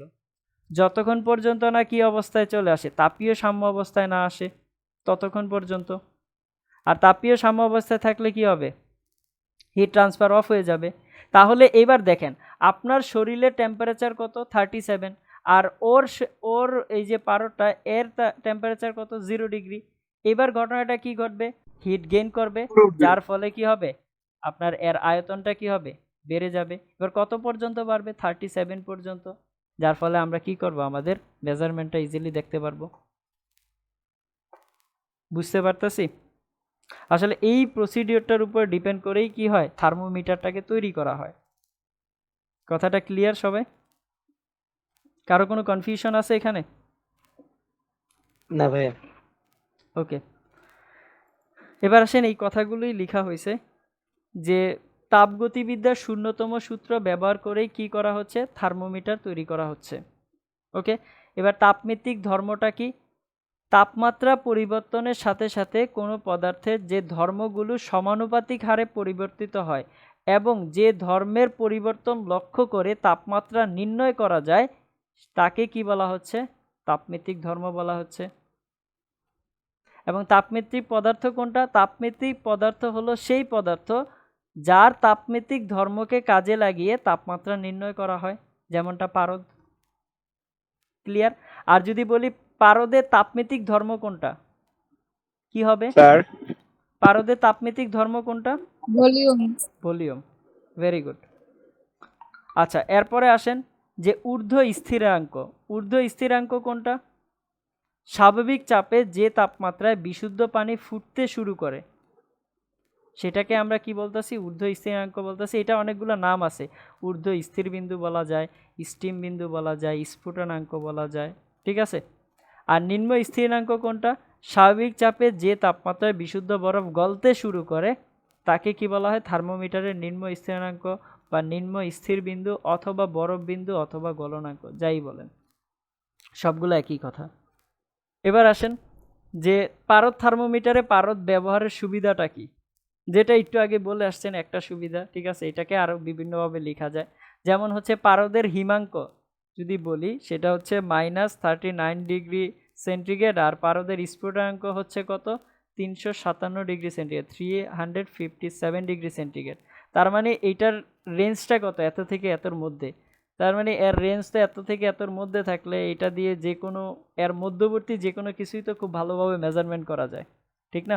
এখন বলতে পারেন স্যার যদি এটার রেঞ্জ এমন হয় তাহলে অনেক সময় দেখা যায় যে কি মানে ওই একটা কথা যেটা হচ্ছে যে গরম পানিতে যদি আমি থার্মোমিটার রেখে দিই দেখা যায় যে থার্মোমিটারই ফুইটা যায়, পারদ নিচে পড়ে যায়, এমনটা হয় কেন? এটা কি পারদের জন্য নাকি হচ্ছে যে ওই থার্মোমিটারে যে কাঁচ ছিল সেটার জন্য? কোনটার কাঁচের জন্য। কাচের জন্য কিন্তু, ঠিক আছে? সেটা ওই কাচের একটা ইলাস্টিক পয়েন্ট আছে, ওই পয়েন্টটা যখন অতিক্রম করে ফেলে তখন কাচ কি করে ফেলে? রিলিজ করে ফেলে। এখন দেখেন আপনার শরীরে টেম্পারেচার মাপবে, এখানে যদি ভারী কাজ ইউজ করে তাহলে কি মাপতে পারবে? পারবে না তো, ঠিক আছে? তাই ওইটা ওই পরিমাণেই ইউজ করা হয় যেটা দিয়ে আপনি খুব ভালোভাবে মেজারমেন্ট করা সম্ভব হয়, বুঝতে পারছেন? আচ্ছা, এরপরে কি পারদ হচ্ছে তাপ সুপরিবাহী। তাপ সুপরিবাহী হওয়ার রেজাল্টটা কি দাঁড়াচ্ছে? আপনি যখনই উত্তপ্ত বস্তুর সংস্পর্শে আনবেন তখনই সে কি করবে? তাপ গ্রহণ করবে। ওকে, তারপরে পারদ আমরা কি হিসেবে পাইতে পারি? বিশুদ্ধ অবস্থায় পাওয়া যায়। সামান্য তাপমাত্রা বৃদ্ধিতেই পারদের আয়তন যথেষ্ট এবং সুষমভাবে বৃদ্ধি পায়, মানে সমানুপাতিক, ঠিক আছে? এরপরেরটা কি? এটি অস্বচ্ছ এবং উজ্জ্বল বলে কাচের মধ্য দিয়ে সহজেই আমরা দেখতে পারি, ঠিক আছে? এর তাপ ধারণ ক্ষমতা কম হয়, টেম্পারেচার লসটা খুব বেশি হয় না, ঠিক আছে? তারপরেরটা কি আছে? পারদ কাচের গায়ে লেগে থাকে না, যার ফলে কি অবস্থায় খুব সহজেই উঠানামা করতে পারে। আর পারদ কম উদায়ী বলে হচ্ছে কি হয়? আপনার থার্মোমিটারের নলের শূন্য স্থানে অতি সামান্য হচ্ছে যে পারদ ভাষ্য থাকে, উদায়ী কম, বাষ্পে পরিণত হয় কম, যার ফলে কি আপনার এর যে পারদের যে খালি জায়গাটা থাকে সেখানে আপনার পারদ ভাষ্য কি থাকে? খুব কম থাকে, বুঝতে পারছেন? যদি পারদ ভাষ্য বেশি হয়ে যায় সেখানে তো একটা প্রেসার জেনারেট হবে, তাই না? যার ফলে আমরা ওই সমস্যাটা হয় না পারদের জন্য, যার ফলে আমরা কি করি? পারদটাকে ইউজ করি। সবাইকে এটা বুঝতে পেরেছেন? জি। ওকে, ঠিক আছে। এবার আসেন যে তাপমাত্রা পরিমাপের জন্য বিভিন্ন স্কেল। আমরা যে তাপমাত্রা পরিমাপ করি এটার জন্য বিভিন্ন স্কেল আছে, ঠিক আছে? কি কি স্কেল আছে? ধরেন যে হচ্ছে আপনার সেন্টিগ্রেড স্কেল আছে, ঠিক আছে? সেটাকে প্রকাশ করা হয় কি দ্বারা? ডিগ্রি সেন্টিগ্রেড দ্বারা। সেন্টিগ্রেড স্কেলের জন্য আমরা কিভাবে প্রকাশ করতে পারি? ডিগ্রি সেন্টিগ্রেড দ্বারা। তাহলে ধরে নিচ্ছি এটা সেন্টিগ্রেড স্কেল। তারপরে কোন ধরনের স্কেল আছে? আপনার ফারেনহাইট স্কেল আছে, তাহলে সেটাকে কিভাবে প্রকাশ করা হয়? ডিগ্রি ফারেনহাইট দ্বারা। এবং এরপরে ধরে নিচ্ছি যে কেলভিন স্কেল, সেটাকে আমরা কিভাবে প্রকাশ করি? কে দ্বারা, ক্যাপিটাল লেটারে কে দ্বারা। সেটার আগে কিন্তু কোনো ডিগ্রি কেলভিন নাই, মাথায় রাখেন, ঠিক আছে? এখানে কোনো ডিগ্রি ইউজ হয় না, কেলভিন এসআই ইউনিট একদম জেনারেলি কেলভিন কে দ্বারাই প্রকাশ করা হয়। ওকে, এবার দেখেন পারদ আপনার ইয়ের কথা যদি বলি, জেনারেলি যদি আমরা সেন্টিগ্রেড স্কেলের কথা বলি তাহলে সেন্টিগ্রেড স্কেলের নিম্ন স্থির বিন্দু কত? 0 ডিগ্রি সেন্টিগ্রেড, তাই না? যদি ওয়াটারের কথা চিন্তা করি, এগুলো সবগুলো ঘটনা আপনার ঘটতেছে কোন হিসাবে? আপনার হচ্ছে যে 1 অ্যাটমসফিয়ার চাপে, ঠিক আছে? তাহলে সেটা কত হবে? 0 ডিগ্রি সেন্টিগ্রেড। এবং ঊর্ধ্ব স্থির বিন্দুটা কত? 100°C। যদি ফারেনহাইটের কথা বলি, কারো জানা আছে সেটা কত হবে? 273। 32°F আপনার নিম্ন স্থির বিন্দুটা, ঠিক আছে? এবং ঊর্ধ্ব স্থির বিন্দুটা কত? 212°F 212°F। Very good. তাহলে সেটা কত আসবে? 212°F। যদি কেলভিন স্কেলের কথা বলি তাহলে কত হবে? 273 373 ভেরি গুড। তাহলে সেটা কত আসবে? 273 কেলভিন এবং 373 কেলভিন, ঠিক আছে? তাহলে এটা হচ্ছে আপনার নিম্ন স্থির বিন্দু সবগুলোর জন্য এবং এটা হচ্ছে ঊর্ধ্ব স্থির বিন্দু। এখন আরও একটা কথা আছে, যে কথাটা কি? কথাটা হচ্ছে যে মৌলিক ব্যবধান। মৌলিক ব্যবধানটা কি? ঊর্ধ্ব স্থির বিন্দু এবং নিম্ন স্থির বিন্দুর মধ্যে যে পার্থক্যটা, তাহলে এইটার জন্য মৌলিক ব্যবধান কত? 100 100°C। এর জন্য মৌলিক ব্যবধান কত হবে? 180 180°F। এবং এর জন্য মৌলিক ব্যবধান কত হবে? 100 কেলভিন, ঠিক আছে? তো এই তিনটা থেকে আমি একটা ইকুয়েশন দাঁড় করাইতে পারি। দেখেন তো এটা লেখা যায় কি না, আপনারাই বলবেন। যে 1°C সমান সমান কি লেখা যায়? 1 কেলভিন সমান 1.8°F। এটা কি লিখতে পারি আমি মৌলিক ব্যবধান থেকে? জি ভাইয়া। লেখা যায় না? তাহলে মৌলিক ব্যবধানের মাঝে আমি একটা সম্পর্ক স্থাপন করতে পারি, যেটা কি 1°C সমান সমান 1 কেলভিন সমান সমান কত? 1.8°F। এটা মাথায় রাখেন, অনেক সময় আপনি এই ব্যবধানটা খুব সহজে এটা দিয়ে বের করতে পারবেন। ম্যাথমেটিক্যাল দেখলেই বোঝা যাবে, অসুবিধা নেই। তাহলে আশা করি এইটুকু আমরা সবাই বুঝতে পারতেছি। এখন এই যে সেন্টিগ্রেড, ফারেনহাইট, কেলভিন এগুলো হচ্ছে যে এক এক স্কেলে মাপা হয়, একই জিনিস কিন্তু এটা এক এক স্কেলের জন্য, ঠিক আছে? যেমন ধরেন যে আপনারা যদি রুম টেম্পারেচার চিন্তা করেন, রুম টেম্পারেচার দুইভাবেই মাপতে পারি, সেন্টিগ্রেডও মাপতে পারি, ফারেনহাইটও মাপতে পারি, ঠিক না? যখন যেটা আপনার সুবিধা হয়, এমন না যে এই স্কেল থেকে এই স্কেলে পারা যাবে না। এই রেঞ্জের মধ্যে আপনি যে কোনোটা ইচ্ছা ইউজ করতে পারবেন আপনার সুবিধা অনুযায়ী, বুঝতে পারছেন? তো এক একজন এক একভাবে এটাকে রিপ্রেজেন্ট করছে, যার ফলে এক একটা নাম আসছে, আর কিছুই না।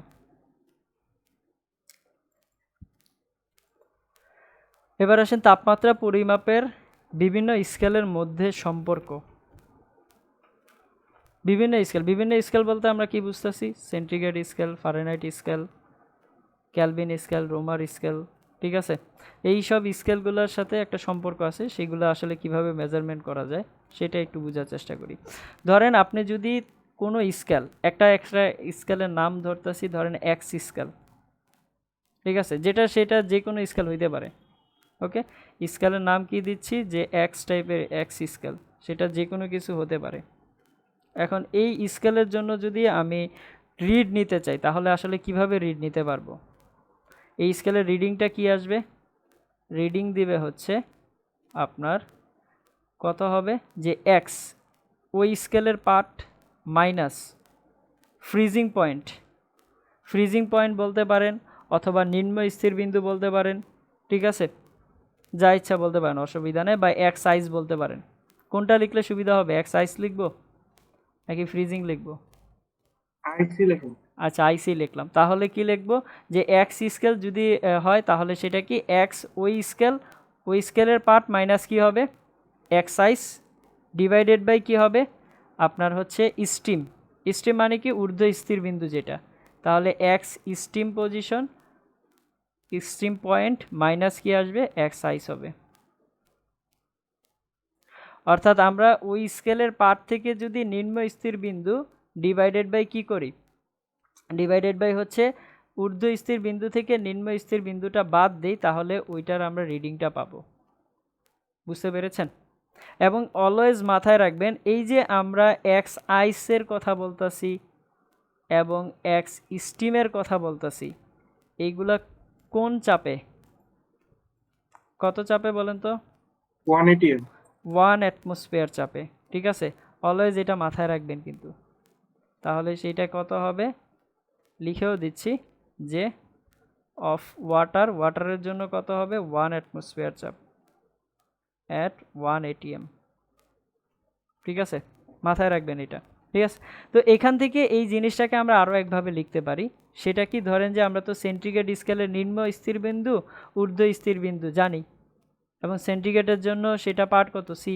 তাহলে সেটা আমরা তার সাথে তুলনা করতে পারি। কিভাবে তুলনা করতে পারি? যদি সেন্টিগ্রেডের কথা বলি তাহলে সি মাইনাস আইস কত বলেন তো, 0 ডিভাইডেড বাই কী হবে, 100, স্টিম তো 100-এ হয়, 100 মাইনাস 0 ইজ ইকুয়াল টু কী হবে, যদি আমি ফারেনহাইটের কথা বলি তাহলে কত আসবে, এফ মাইনাস 32 ডিভাইডেড বাই কত আসবে, 212 মাইনাস 32 ইজ ইকুয়াল টু কত হবে, যদি ক্যালভিন স্কেলের কথা বলি তাহলে কে মাইনাস 273 273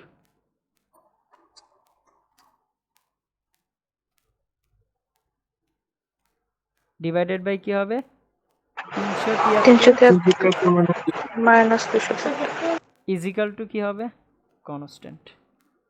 কনস্ট্যান্ট। ঠিক আছে।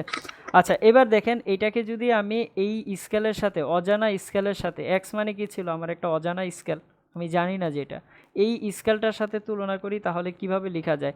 যদি ধরেন যে তুলনা করার আগে এটাকে যদি আমি ক্যালকুলেশন করি তাহলে কত আসবে, 100, এটাকে করলে কত আসবে, যদি 212 থেকে 332 বাদে 180, এটা কত আসবে, 100। এবার এটাকে যদি আমি 20 দ্বারা ভাগ করে দেই, ঠিক আছে, বা 100 দ্বারা যদি আমি ধরেন 20 দ্বারাই ভাগ করি, এটাকে 20 দ্বারা ভাগ করলে একটা সুন্দর রেজাল্ট আসবে, সেটাকে যদি ভাগ করি তাহলে কত আসবে, 5, C by 5 is equal to কত আসবে, F minus F minus 32 divide by কত আসবে, 9, 180 যেহেতু, ইজ ইকুয়াল টু কত হবে, কে মাইনাস 273 ডিভাইডেড বাই কত আসবে, 5 ইজ ইকুয়াল টু কী হবে, অজানা স্কেলটা যদি আমি অজানা স্কেলের সাথে কম্পেয়ার করি তাহলে কি হবে, x minus x ice divided by কী হবে, এক্স স্টিম মাইনাস কী হবে, এক্স আইস ইন্টু কী হবে,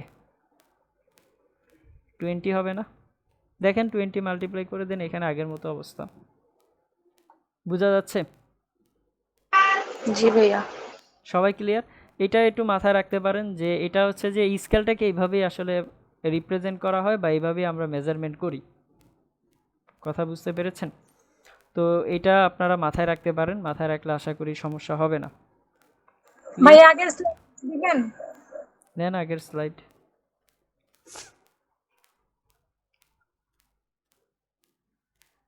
হইছে ভাইয়া। এবার এখান থেকে স্ক্রিনশট নিয়ে নিতে পারেন।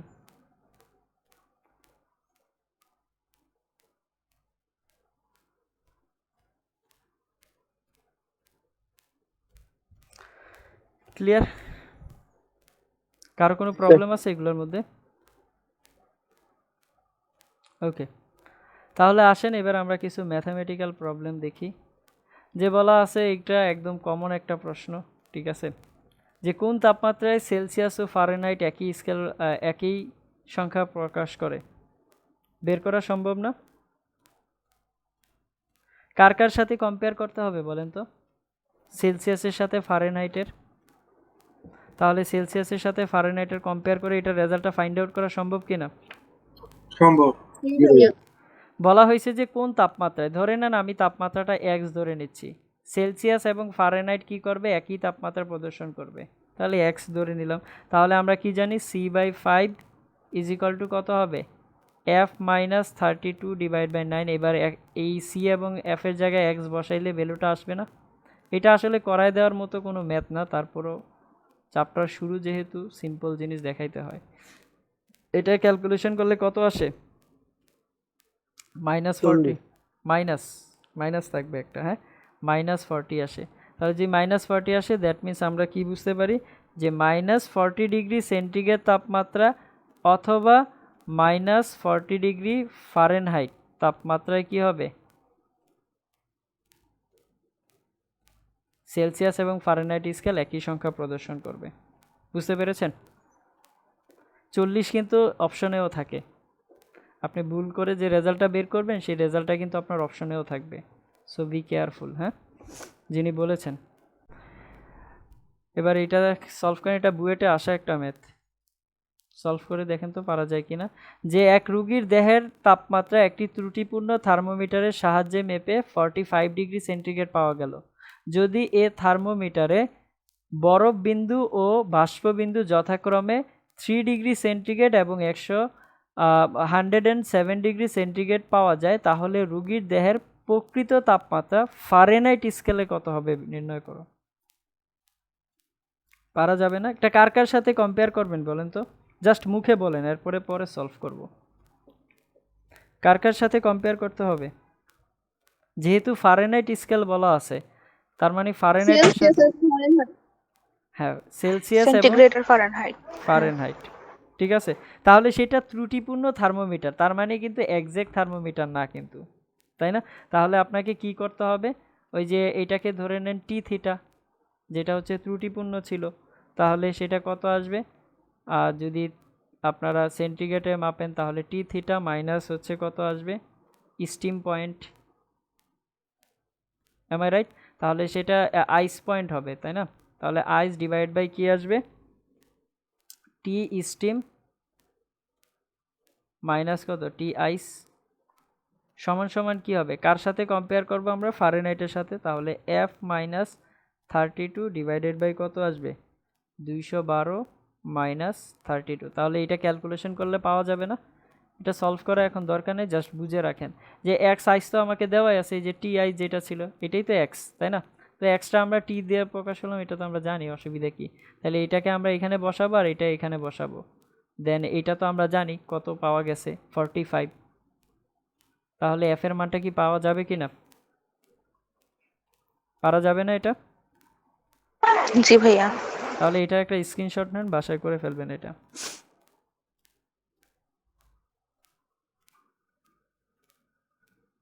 ওকে, আরেকটা কোশ্চেন দেখেন, ফারেনহাইট স্কেলের কোন তাপমাত্রা সেন্টিগ্রেড স্কেলের পাঠের দ্বিগুণ? জাস্ট বলেন কি করতে হবে। বলা আছে ফারেনহাইট স্কেলের কোন তাপমাত্রা সেন্টিগ্রেড স্কেলের পাঠের দ্বিগুণ। তাহলে কিভাবে ফাইন্ড আউট করতে পারি? ফারেনহাইট স্কেলের ওইটাই সমান হচ্ছে সেন্টিগ্রেড স্কেলের মানের সঙ্গে 2 গুণ করে দিলে। ভেরি গুড, ভেরি গুড, ঠিক আছে।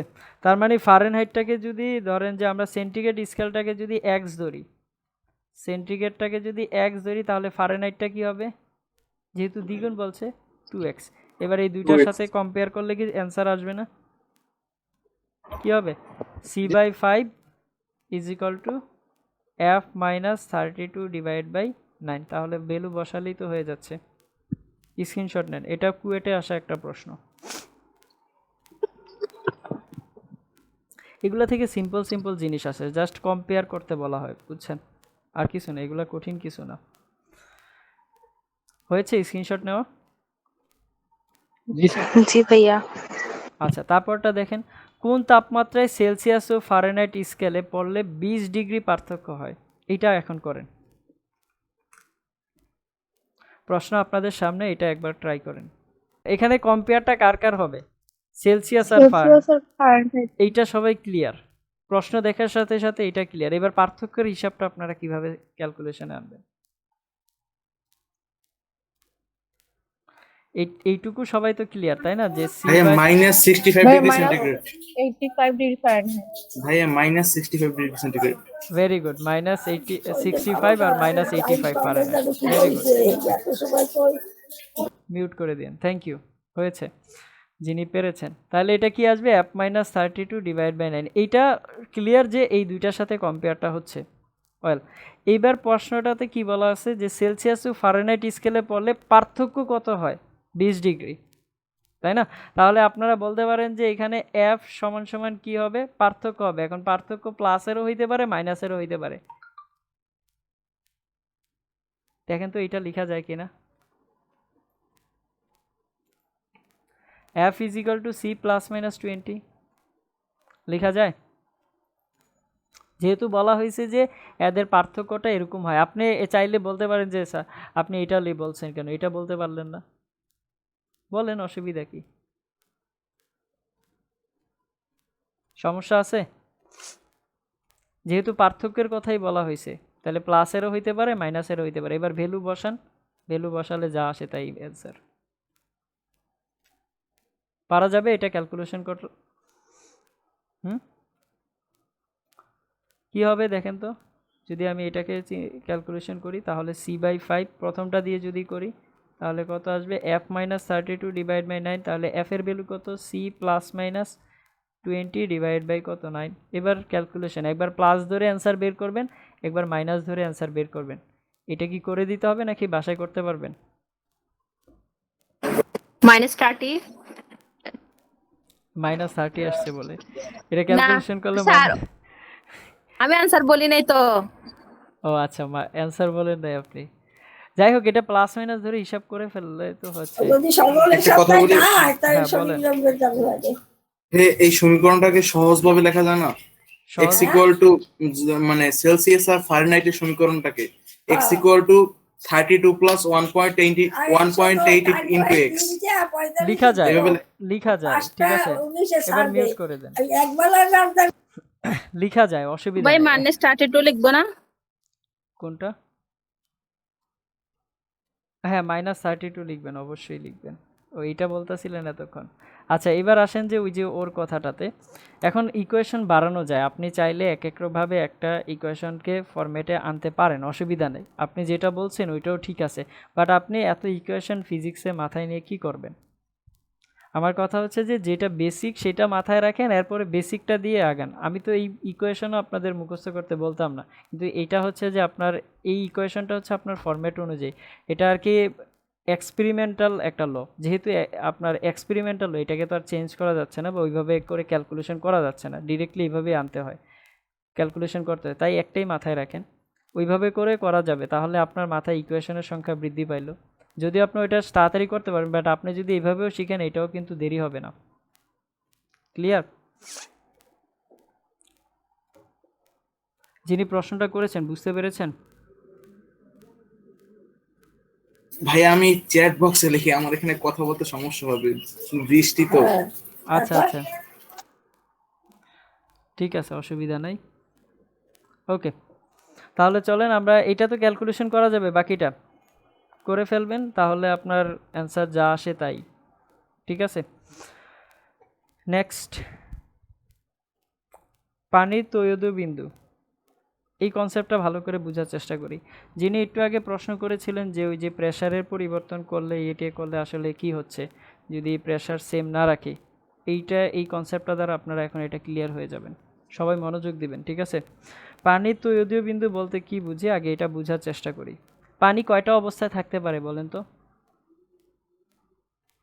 পানি তিনটি অবস্থায় থাকতে পারে। একটা কি হইতে পারে আপনার, সলিড হইতে পারে। কঠিন তরল বায়বীয়। হ্যাঁ, সলিড অবস্থাটা কি আইস, ঠিক আছে। এক হচ্ছে আইস হইতে পারে,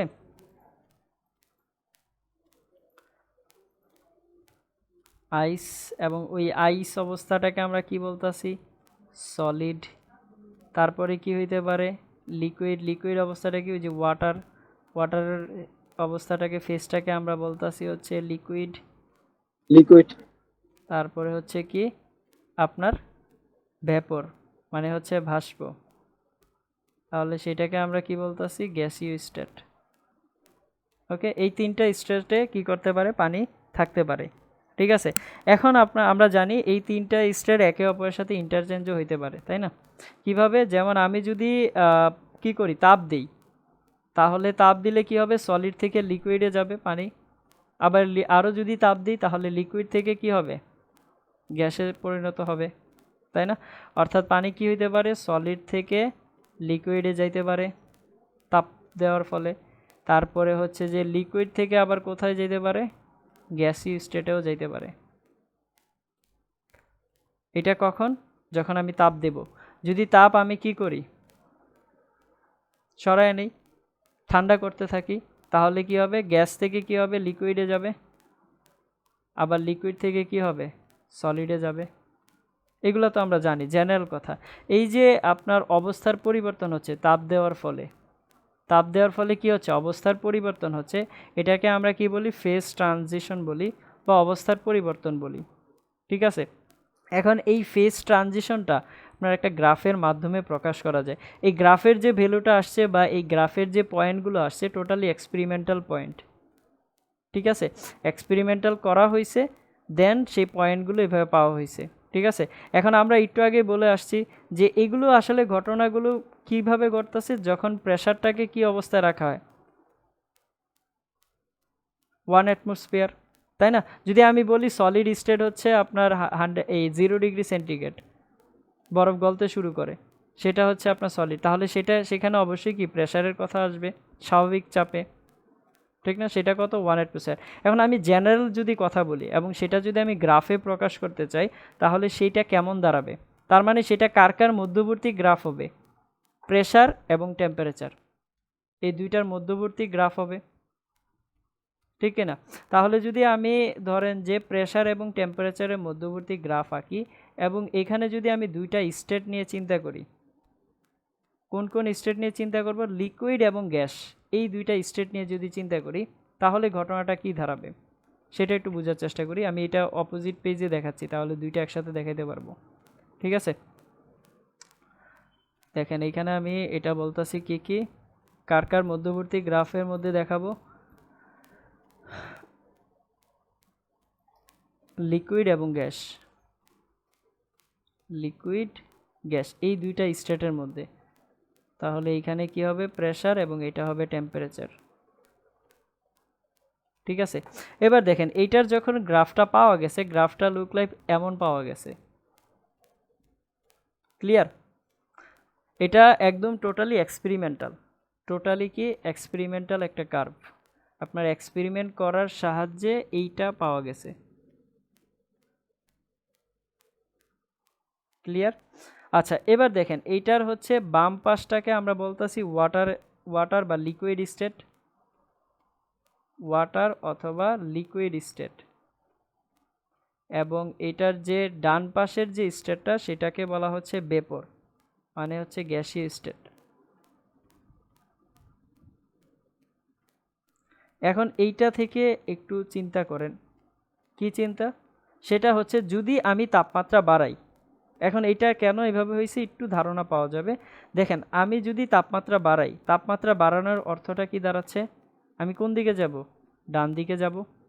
যদি তাপমাত্রা বাড়াই তাহলে ওয়াটার কিসে পরিণত হয়, গ্যাসে পরিণত হয় না? ধরেন এই পয়েন্টটা হচ্ছে গ্যাসের আর এই পয়েন্টটা হচ্ছে ওয়াটারের, তাহলে আমি যদি তাপমাত্রা বাড়াই, তাপমাত্রা যদি বাড়াই তাহলে সামনের দিকে যাব, তাহলে সেটা কিসে পরিণত হবে, আপনার লিকুইড থেকে গ্যাসে পরিণত হবে।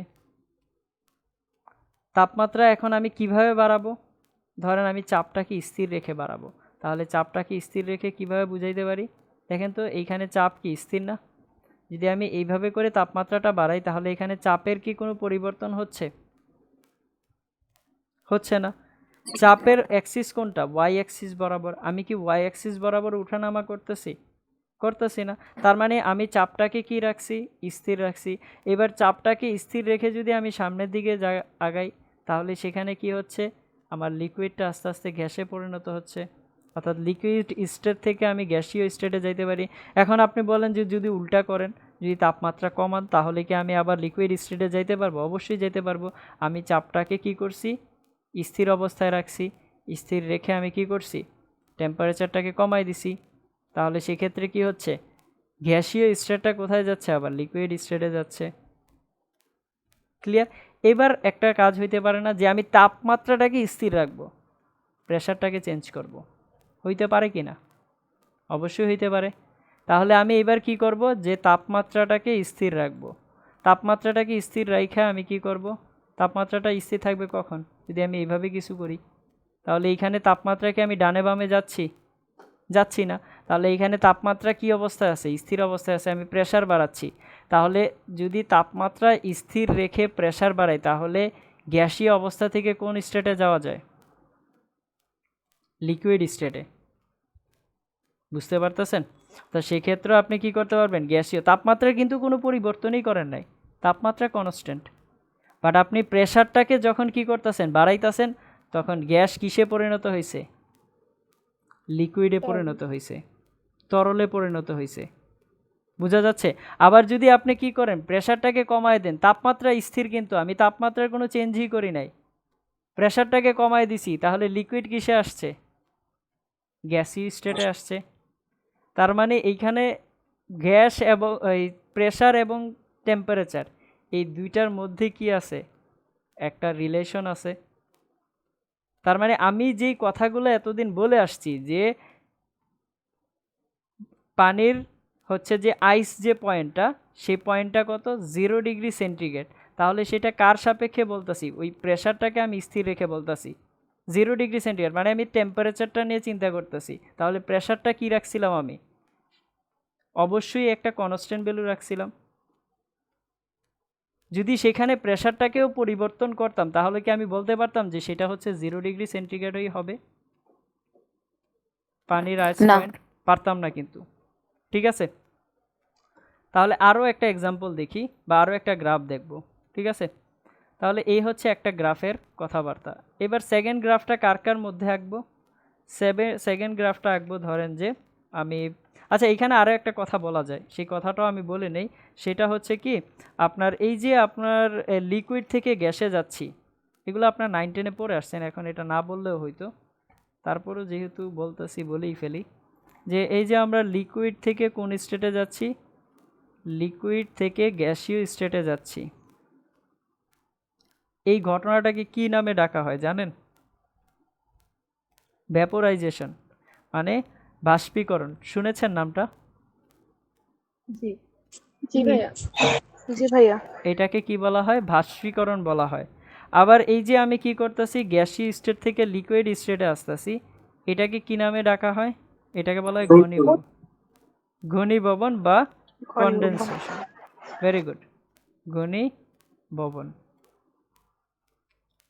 এবার আসেন নেক্সট এটা স্টেপ। কি আগের অবস্থায় ফিরে আসে ঘনীভবনটা? গ্যাস থেকে আপনি যখন ঠান্ডা করবেন অর্থাৎ টেম্পারেচার কমাবেন তখন সেটা কিসে পরিণত হয়? লিকুইডে। এবং সেই প্রসেসটাকে আমরা কি বলতেছি? ঘনীভবন। ওকে, এবার আমরা আরও একটা কন্ডিশনে চিন্তা করব, সেটা হচ্ছে কি, সলিড থেকে লিকুইডে যদি যাই,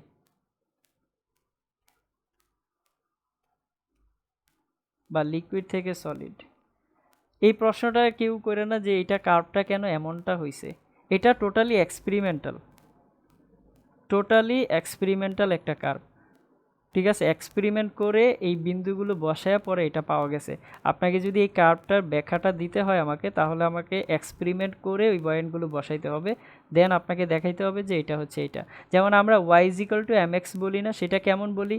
যে মূল বিন্দুগামী সরলরেখা। এটাকে আমরা মূল বিন্দুগামী সরলরেখা যে বলি, এটা কি এমনি এমনি বলি নাকি পয়েন্টগুলো বসায় বসায় এরপরে চেক করে বলতে পারতাছি যে এটা আপনার মূল বিন্দুগামী সরলরেখা হয়? অবশ্যই পয়েন্টগুলো বসায় বসায় চেক করে দেন এটা পাওয়া গেছে, এরপরে আপনারা এটা মেমোরাইজ করছেন। ঘটনাটা বুঝছেন? এখন ওইখানে তো ওই পয়েন্টগুলো আপনি ম্যাথামেটিক্যালি বসাইতে পারেন, বাট এইখানে তো আর ম্যাথামেটিক্যালি বসানো যাচ্ছে না, কারণ এটা টোটালি আপনার এক্সপেরিমেন্ট থেকে আসতেছে। ওকে, তাহলে আসেন যদি সলিড এবং লিকুইডের মধ্যবর্তী গ্রাফ আঁকি তাহলে সেটা কেমন দেখাবে?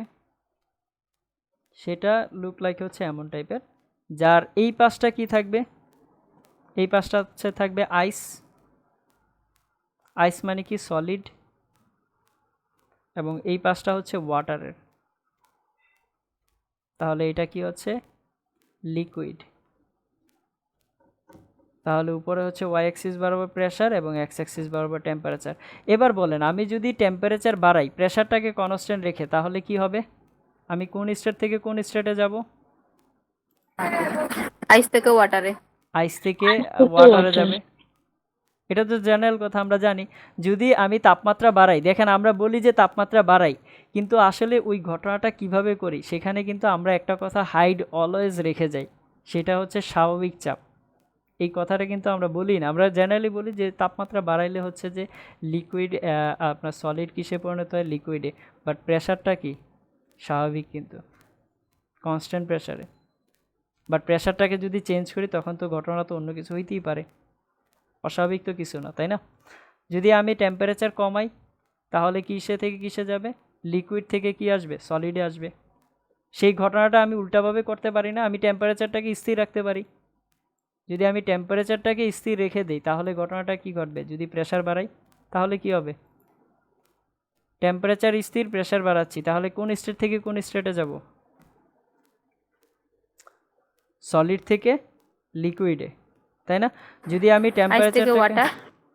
গুড, আবার যদি আমি টেম্পারেচারটাকে স্থির রেখে যদি আমি প্রেশারটাকে কি করি, কমায় দিই, তাহলে ওয়াটার কিসে যাবে, সলিডে যাবে, অর্থাৎ লিকুইড থেকে আমি সলিডে যাইতে পারবো। ট্রান্সফর্মগুলো বুঝতে পারতেছি, এটাকে বলা হয় ফেজ ট্রান্সফর্ম, মানে অবস্থার পরিবর্তন, একটাকে স্থির রেখে আরেকটা পরিবর্তন করে। এখন এবার একটা জিনিস চিন্তা করেন যে আমি সলিড থেকে একবার লিকুইডে যাচ্ছি, সলিড থেকে কোথায় যাচ্ছি, লিকুইড, তাহলে সলিড থেকে বা কঠিন অবস্থা থেকে কোথায় যাচ্ছি, তরলে যাচ্ছি। এই যে আমরা কঠিন থেকে তরলে যাচ্ছি, এটার প্রসেসের নাম জানেন কি?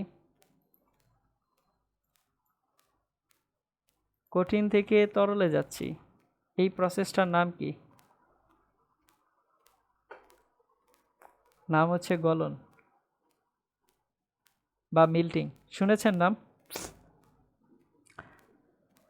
জি। আর যদি আমি তরল থেকে সলিডে আসি, কঠিনী ভবন। কঠিনী ভবন, ফ্রিজিং, যেটাকে কি বলা হয়, জমাট বাঁধা। এই দুইটাকে আমি কি করব?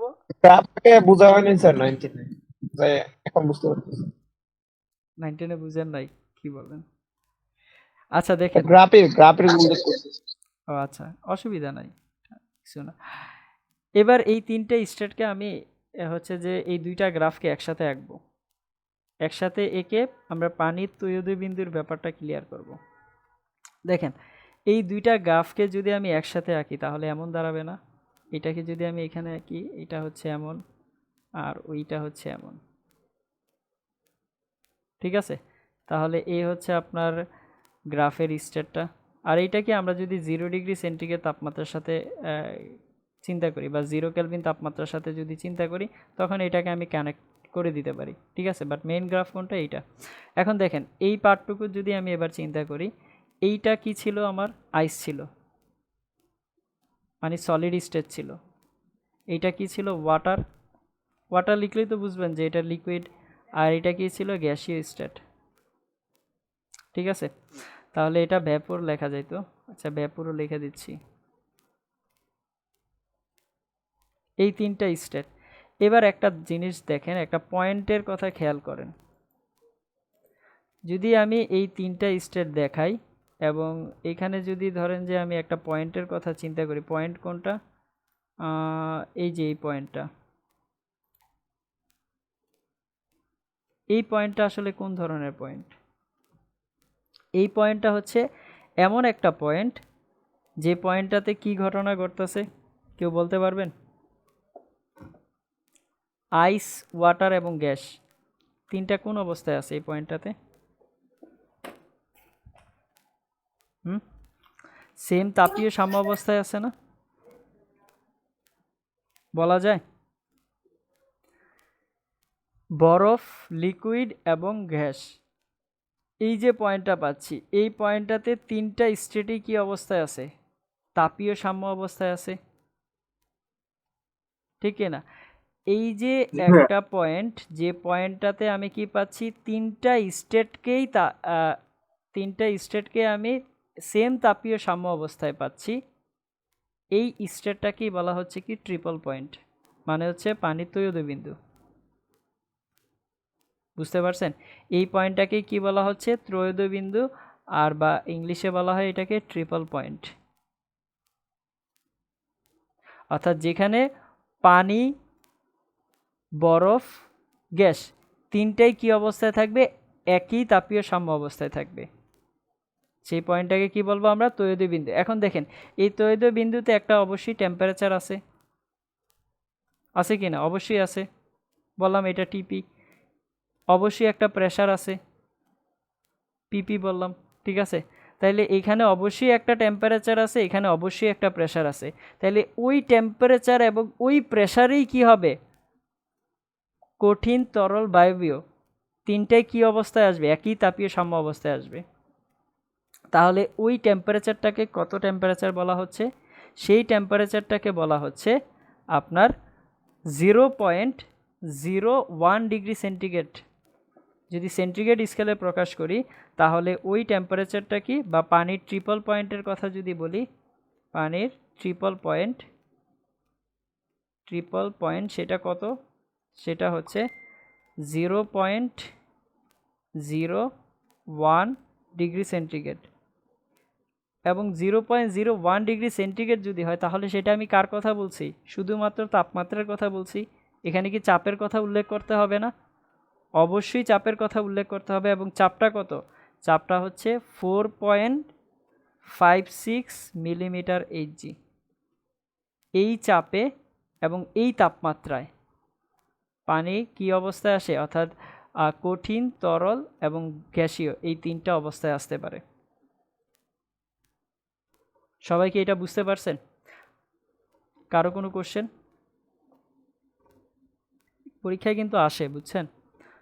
ত্রয়োদয় বিন্দু বলতে কি বুঝো, বা ত্রয়োদয় বিন্দু তাপমাত্রাটা কত? পারা যাবে না আসলে? কথা বলেন, আর জি বেশিক্ষণ নয়। ঠিক আছে, জি তাহলে আমি স্লাইডটা চেঞ্জ করতেছি, আর 5-10 মিনিট পড়াবো। ঠিক আছে, দেখেন এই এর আগেরটা নেন, এর আগেরটা এটা, তারপরেরটা হচ্ছে এটা, দেন তারপরেরটা হচ্ছে এটা। এটা এখন বলে দেই, সেটা হচ্ছে কি, যে নির্দিষ্ট তাপমাত্রায় টি ইজিক্যাল, তাপমাত্রাটা কত? 273.16 ক্যালভিন। ওই যে দেখেন, ওইটাকে সেন্টিগ্রেড স্কেলের যেটা লিখছি, এটাকে কি আমরা ক্যালভিনে নিতে পারবো না? 273.15, যদি আমি জেনারেল ভ্যালুটা বলি 273 বলেন আপনারা, ওইটা অ্যাকচুয়ালি হচ্ছে যে 273.15। ঠিক আছে, যদি 15 আসে তাহলে এটাকে যদি আমি যোগ করে দিই 0.1, তাহলে কত আসবে? এটা 16 হবে না? তাহলে তাপমাত্রাটা হচ্ছে কত? 273.16 কেলভিন তাপমাত্রা। আর চাপটা কত? 4.56 মিলিমিটার এইচজি। এই চাপে বিশুদ্ধ বরফ, পানি এবং জলীয় বাষ্প, এই তিনটা অবস্থায় কি অবস্থায় থাকতে পারে? তাপীয় সাম্য অবস্থায় থাকতে পারে। এবং ওই তাপমাত্রাটাকেই কি বলা হচ্ছে? আর ওইটাকেই কি বলা হচ্ছে? পানির তৈয়দীয় বিন্দু বলা হচ্ছে। ঠিক আছে, আর পানির তৈয়দীয় বিন্দু তাপমাত্রাটা তাহলে কত দাঁড়াচ্ছে? 273.16 কেলভিন তাপমাত্রা, অথবা আপনি এটাকে বলতে পারেন কত? 0.01 ডিগ্রি সেন্টিগ্রেড। যেটা ভালো লাগে বলতে পারেন, অসুবিধা নেই। এটুকু কি বুঝতে পারতেছি? কারো কোনো কনফিউশন? না। ওকে, তাহলে লাস্ট টপিকস হচ্ছে এটা, সবাই মনোযোগ দিবেন। ত্রয়োদয় বিন্দুর সাপেক্ষে থার্মোমিতির সমীকরণ যদি বের করতে চাই, না স্যার, এটাই লাস্ট টপিকস। ওইটা বলছি। এটাই লাস্ট টপিকস। হ্যাঁ, দেখেন আমরা একটু আগেই বলে আসছি যে তাপমিতিক ধর্মটা কি তাপমাত্রার সমানুপাতিক না? তাপমিতিক যে ধর্মটা সেটা তাপমাত্রার সমানুপাতিক কিনা বলেন তো? যদি আমি তাপমাত্রা বাড়াই তাহলে তাপমিতিক ধর্মটা কি হয়? বাড়ে বা কমে? ঠিক জি না? ভাইয়া। আচ্ছা, তাহলে দেখেন আমি যদি তাপমাত্রা বাড়াই তাহলে ধরে নিচ্ছি যে তাপমিতিক ধর্ম, এই এক্স, এটাকে কি বলতাছি? তাপমিতিক ধর্ম। তাপমিতিক ধর্ম সেটা কি হবে? বাড়বে। কমাইলে কমবে। ঠিক আছে, তাহলে এটা কি সমানুপাতিক? এখন এইটা যদি সমানুপাতিক হয় তাহলে আমি এটাকে যদি দুইটার সাথে তুলনা করি তাহলে কি লেখা যায় না? এইটাকে আমি এভাবে লিখতে পারি না যে T1 divided by T2 is equal to কত লেখা যাবে? কে তো কনস্ট্যান্ট, একটা সমানুপাতিক সাইন উঠাইলে একটা কে আসবে, কে কাটাকাটি করলাম, কনস্ট্যান্ট সাইন উঠাই দিলাম, তাহলে কত আসবে? x1 ডিভাইডেড বাই x2 লেখা যায় কি না বলেন তো? যদি দুইটার সাথে আমি তুলনা করি, দুইটা তাপমাত্রার সাথে দুইটা তাপমিতিক ধর্ম নিয়ে আমি তুলনা করতেছি, কম্পেয়ার করতেছি। এক্সট্রা কি? তাপমিতিক ধর্ম। ঠিক আছে, তাহলে এবার ধরেন যে এটাকে যদি আমি ত্রয়োদয় বিন্দুর সাপেক্ষে চিন্তা করি, পানির যে ত্রয়োদয় বিন্দু আছে সেটার সাথে যদি চিন্তা করি, তাহলে ঘটনাটা কি ঘটবে?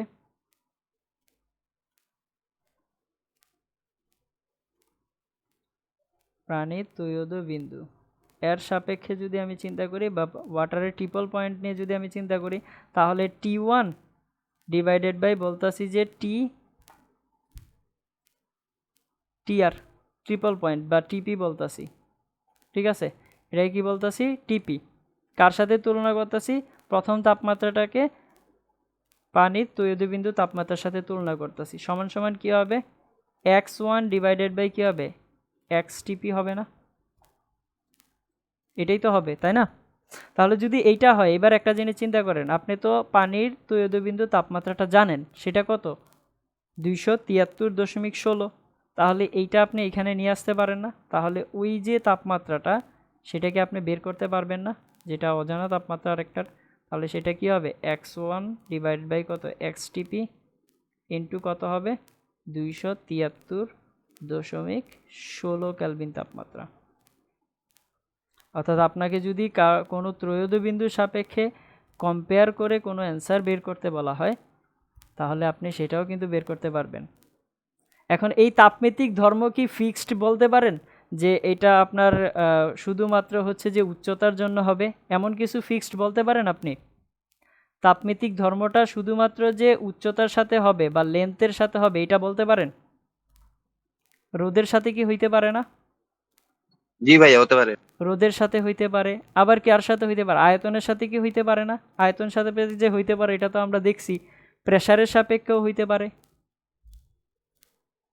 আপনার রেজিস্ট্যান্সের সাপেক্ষেও হইতে পারে, আবার কার সাপেক্ষে হইতে পারে, ইলেকট্রিক ফোর্স বা তড়িৎচালক বল তার রেসপেক্টেও হইতে পারে। তাহলে আপনার তাপমিতিক ধর্ম কোন কোন কার কার উপর ডিপেন্ড করতে পারে? আপনার লেন্থের উপরও ডিপেন্ড করতে পারে, রেজিস্ট্যান্সের উপর ডিপেন্ড করতে পারে, আয়তনের উপরও ডিপেন্ড করতে পারে, প্রেসারের উপরও ডিপেন্ড করতে পারে, আবার ইলেকট্রিক ফোর্সের উপরও ডিপেন্ড করতে পারে। ঠিক আছে, অর্থাৎ আপনাকে বিভিন্নভাবে এই কথাগুলো ঘুরানো পেঁচানো থাকতে পারে, বাট আপনি এতগুলো মনে রাখার দরকার নেই। আপনি তো জানেন তাপমিতিক ধর্ম মানে হচ্ছে এই জিনিসগুলো পরিবর্তন হইতে পারে। ঠিক আছে, আপনি কোনটা মাথায় রাখতে পারেন, জাস্ট এইটুকু মাথায় রাখতে পারেন, বা এই কম্পেয়ারটা মাথায় রাখতে পারেন। এইটাও মাথায় রাখা লাগবে না যদি এইটা মাথায় রাখতে পারেন। এখন আপনি এটাকে এটা আবার বলবেন? কম্পেয়ার করতে পারবেন। কি কি উপর ডিপেন্ড করবে? একটু বুঝাই দিও না আমার। Length, resistance, volume, pressure, electric force. অর্থাৎ এখানে আপনি এক্সের জায়গায় রেজিস্ট্যান্স বলতে পারেন। ওই যে আমরা একটু আগে বলে আসছিলাম না যে যে কন্ডাক্টরের কথা চিন্তা করি, সেক্ষেত্রে রেজিস্ট্যান্সের, আয়তনেরটা তো আমরা জানি, প্রেসারেরও হইতে পারে, লেন্থ তো আমরা জানি, ইলেকট্রিক ফোর্স, এগুলো আপনাদের জন্য নতুন টার্ম, তো এইগুলো আপনারা সামনে দেখবেন। ঠিক আছে, এই জন্য এখানে আলোচনা করতেছি না, জাস্ট এগুলো বলেই দিচ্ছি। ভাই আজকে এটুকু হ্যাঁ, থাক। আজকে এইটুকুই থাকবে। এটা কি সবাই বুঝতে পারছেন? হ্যাঁ অথবা জি না? ভাইয়া। যদি বুঝতে পারেন তাহলে এই ম্যাথটা আপনারা হচ্ছে নিজ দায়িত্বে করে ফেলবেন। দেন ম্যাথটা উঠায় নেন, ক্লাস শেষ। দেখেন, একটা স্থির আয়তন গ্যাস থার্মোমিটারে কোনো অজ্ঞাত তাপমাত্রার চাপ পাওয়া গেছে এত। যদি পানির তৈলবিন্দুর চাপ এত হয় তাহলে অজ্ঞাত তাপমাত্রা নির্ণয় করো। চারটার মধ্যে চারটা তো আপনার অজানা ছিল, চারটার মধ্যে একটা জানেন 273.16, আর দুইটা দেওয়া আছে। 4 নাম্বারটা কি বের করা সম্ভব না? ইজিলি কিন্তু ক্যালকুলেশন করা সম্ভব। জি ভাইয়া। এটা করায় দেওয়া মানে হচ্ছে লজ্জা দেওয়া, বুঝছেন? আমি আপনাদের লজ্জা দিতে চাই না।